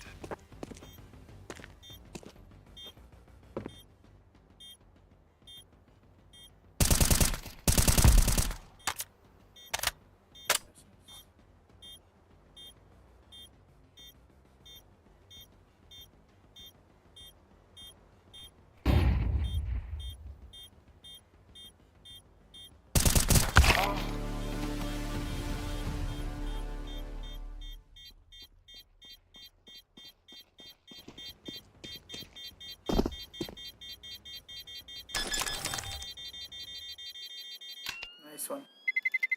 Terrorists win. Nice one, nice one.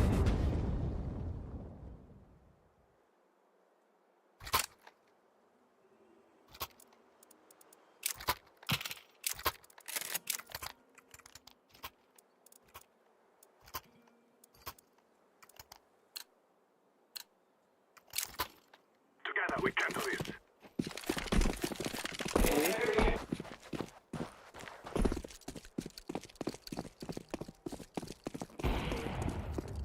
Logic.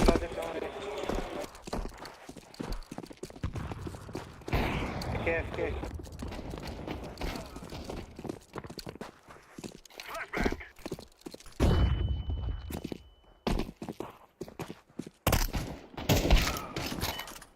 Inside. Smoke. Smoke.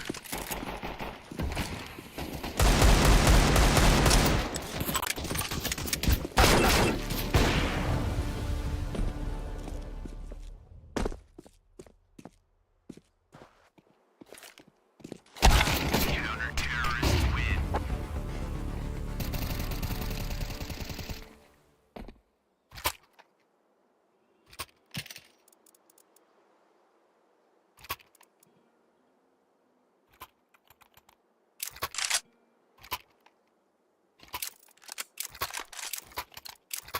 We must win.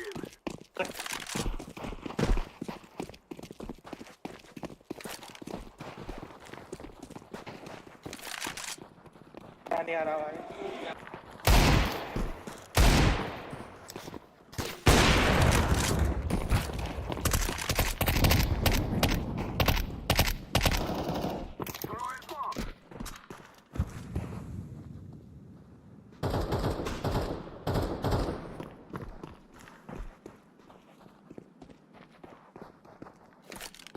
one minute.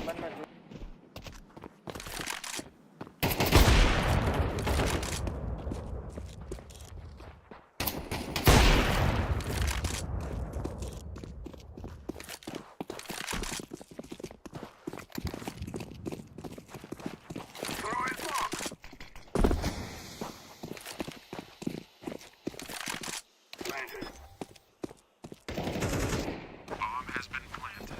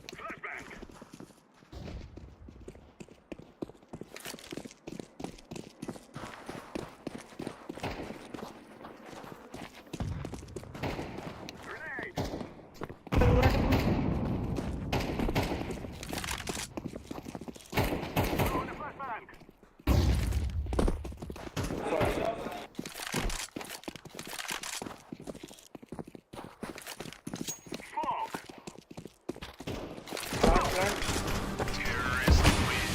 You will die.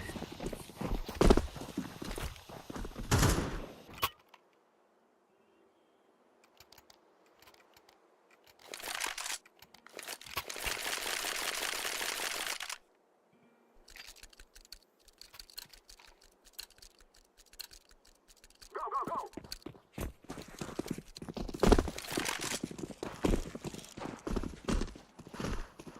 I'm throwing a flashbang. Dropping mid, let's go. Smoke! Darn.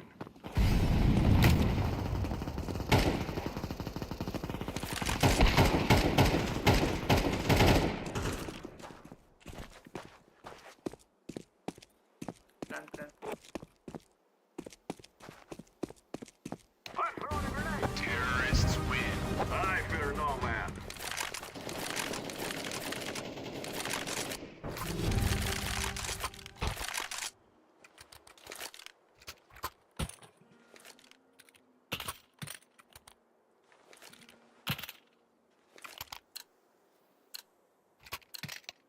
We must move. We should go B.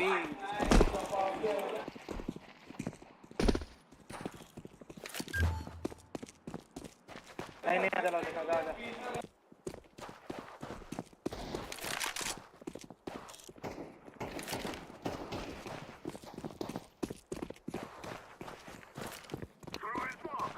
Throw in the decoy.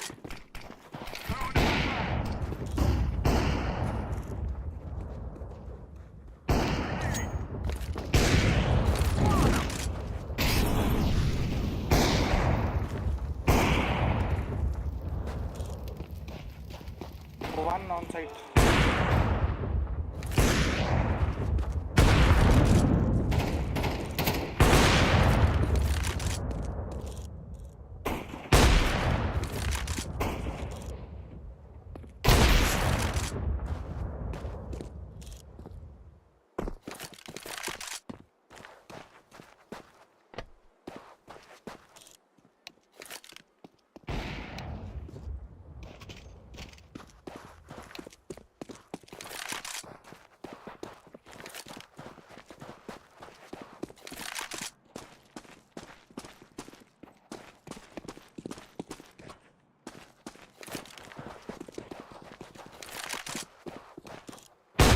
Terrorists win.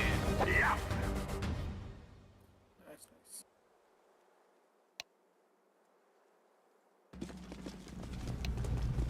Gear up. We're going in.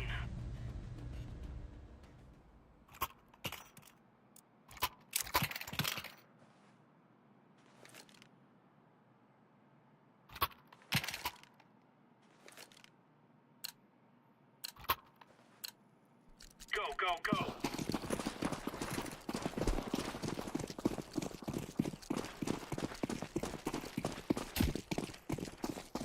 Smoke.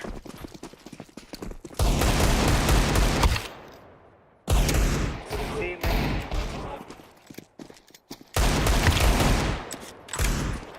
No, watch out.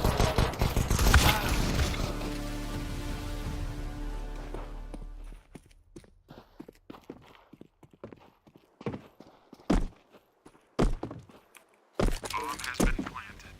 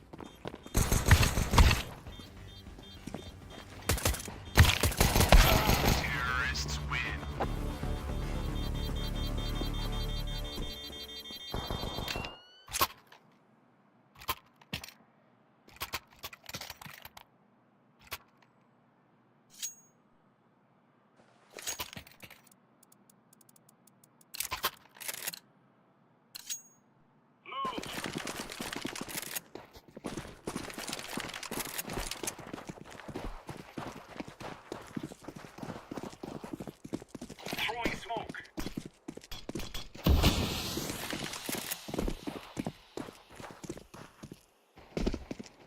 Deploying flashbang. Flashbang.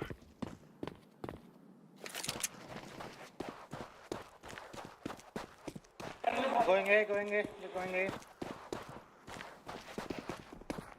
Bomb has been.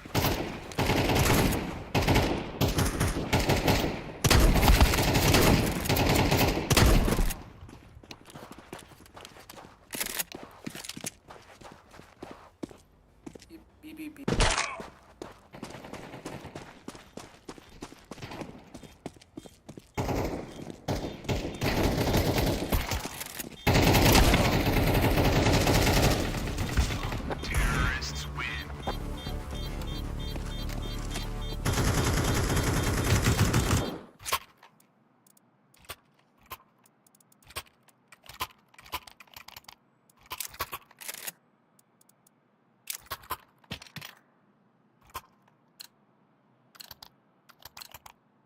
Move it, son.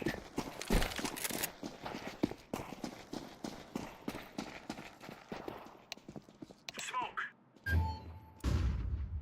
E, press E, press E.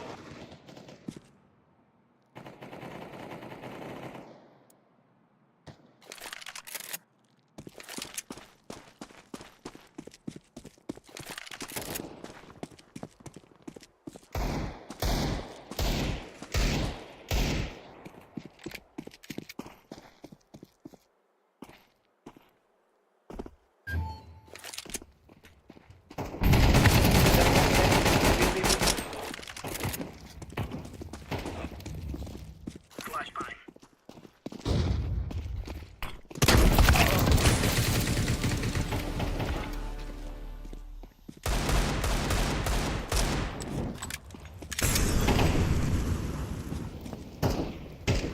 Throwing flashbang.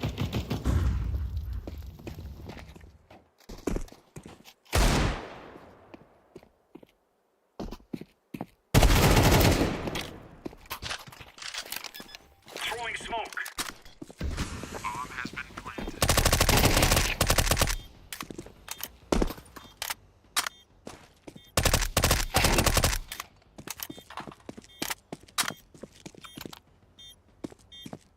Diffusing.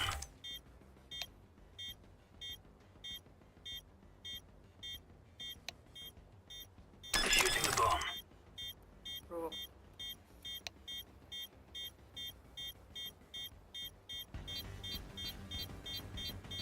Bomb has been defused.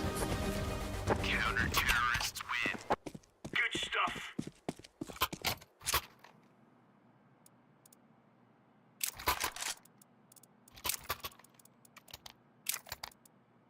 Give me M4, M4, M4.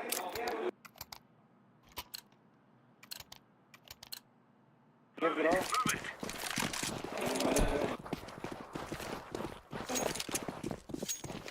Deploying flashbang. You're a fucker. Laying down smoke.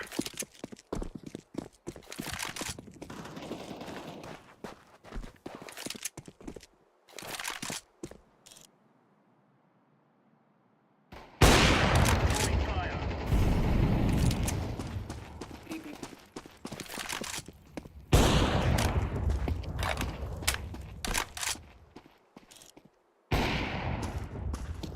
Laying down smoke.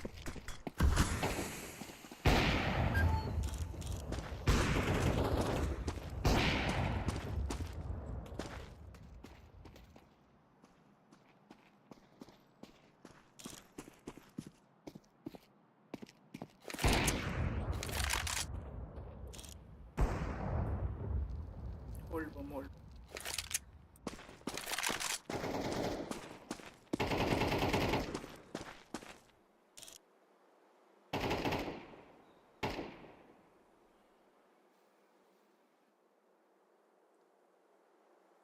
Just hold the bomb.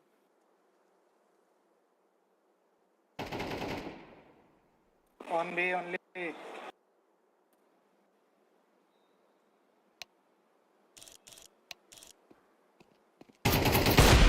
Counter-terrorists win. I'm a piece of cake, so it is.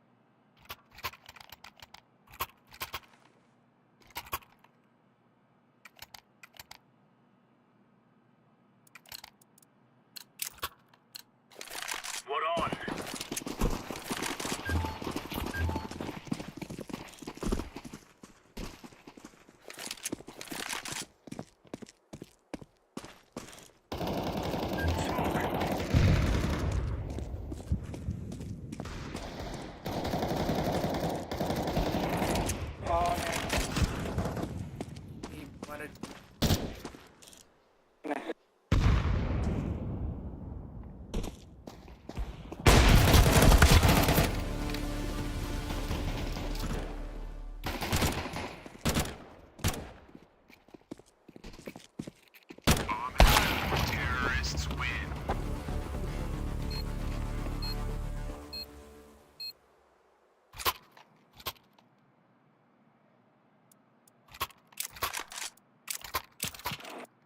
One comes in here.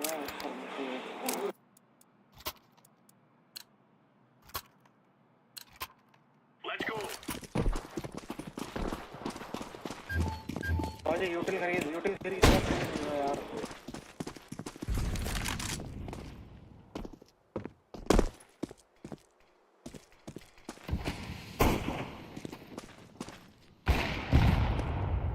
Throwing smoke. Smoke.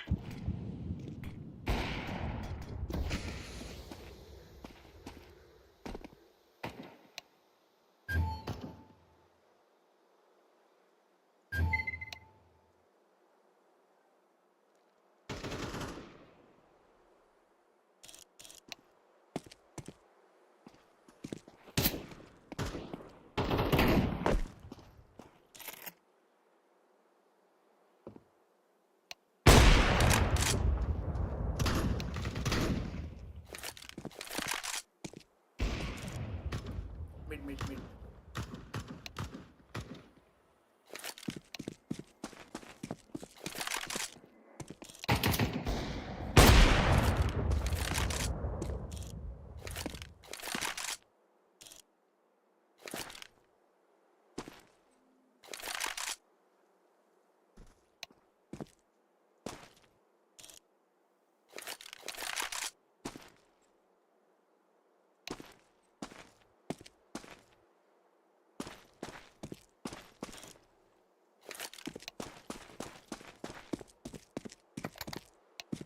Bomb has been planted.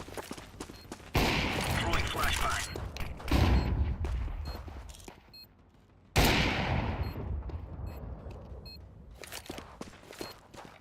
Throwing smoke.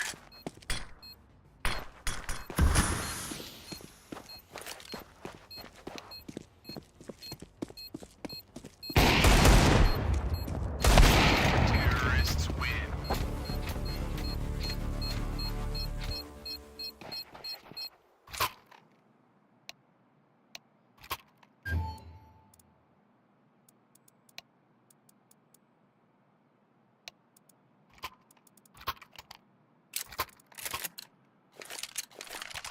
Remember, this isn't the killing house anymore. This is real life.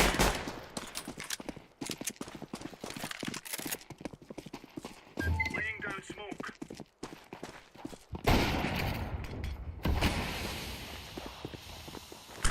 Logic पीछे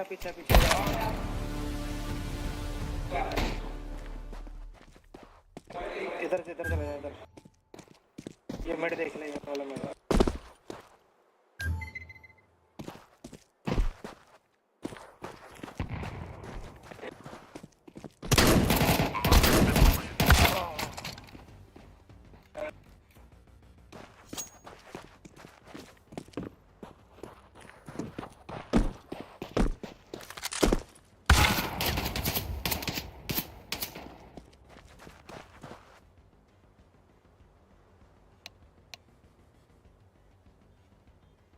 Z.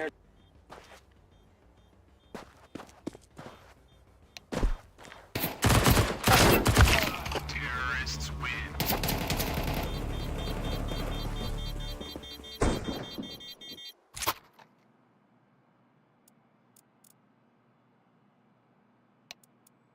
Pistol rounds only. Pistol rounds. Pistol and light shield. Save. Gear up. We aren't going on a windy walk here. Logic इधर आजा. Smoke. Laying down smoke. Setting में आके ping देख लेना.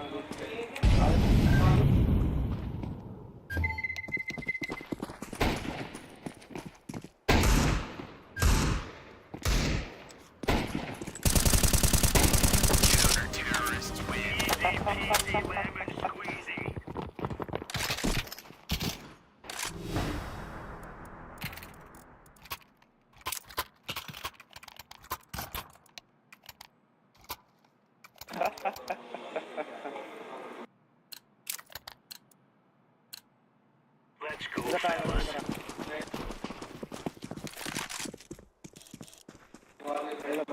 smoke. Laying down smoke. Deploying flashbang. Smoke. Grenade out. Incendiary out.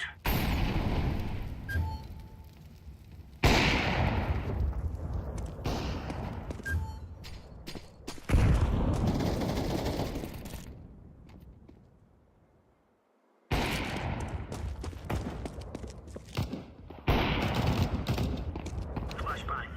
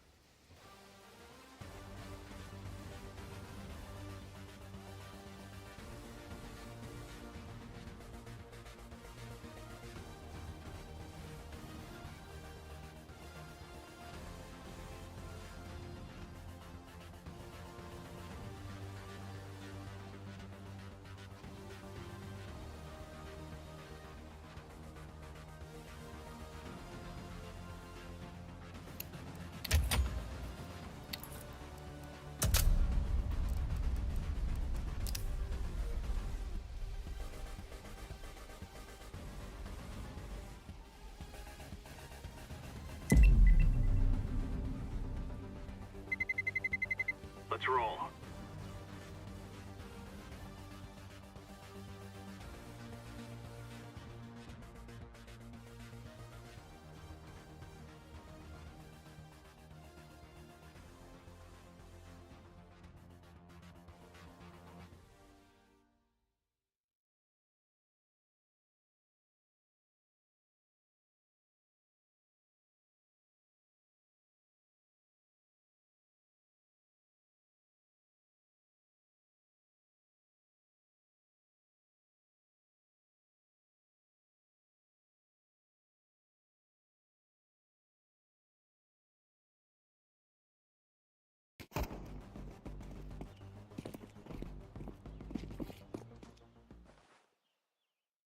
I'm planting the bomb.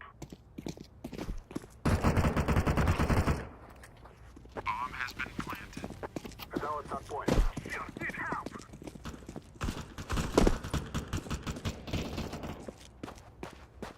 One idiot left.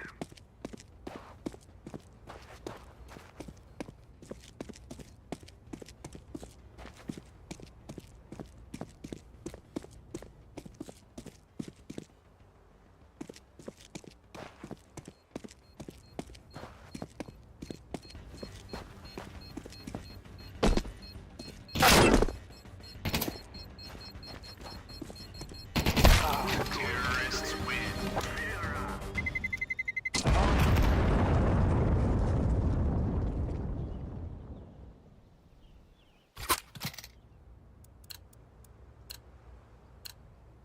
We must move.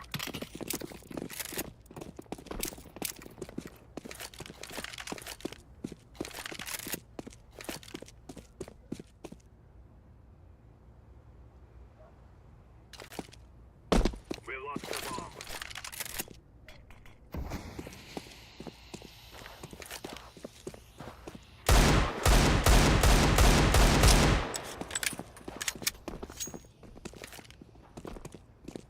Slow enough.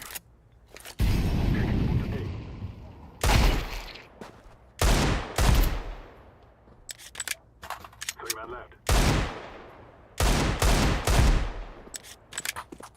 Sails down to 2.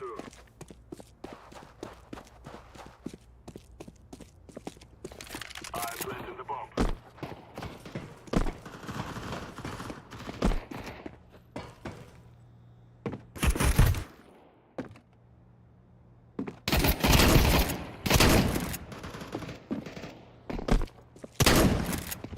One left.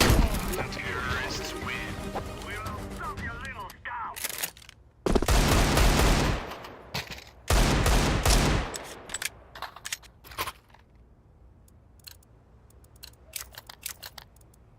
This is our fight.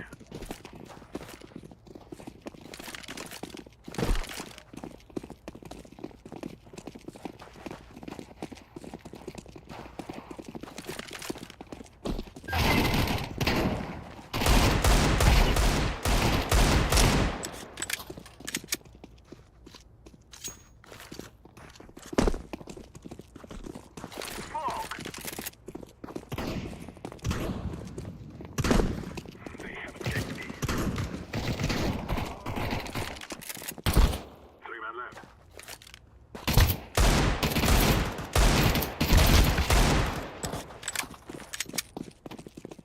That makes 2 left. I'm planted. Bomb has been planted.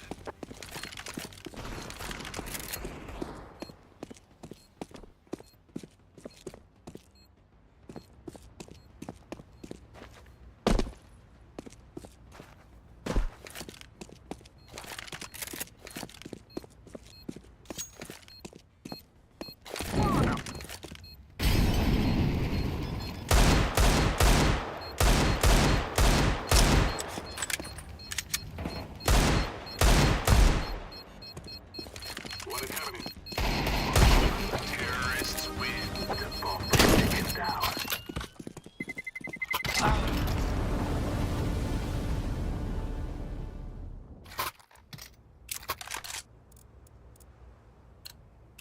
We must work together.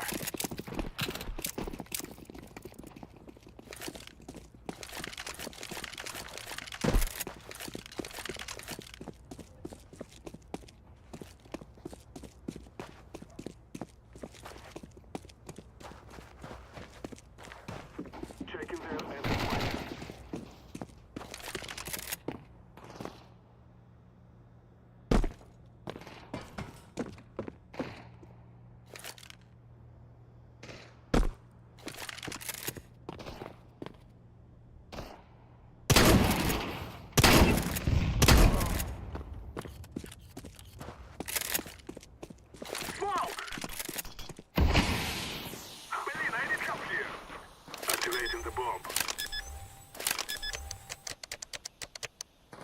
Bomb has been planted.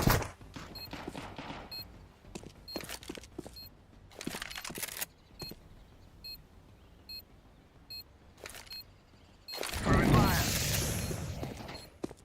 Yo-mayo, I need help here.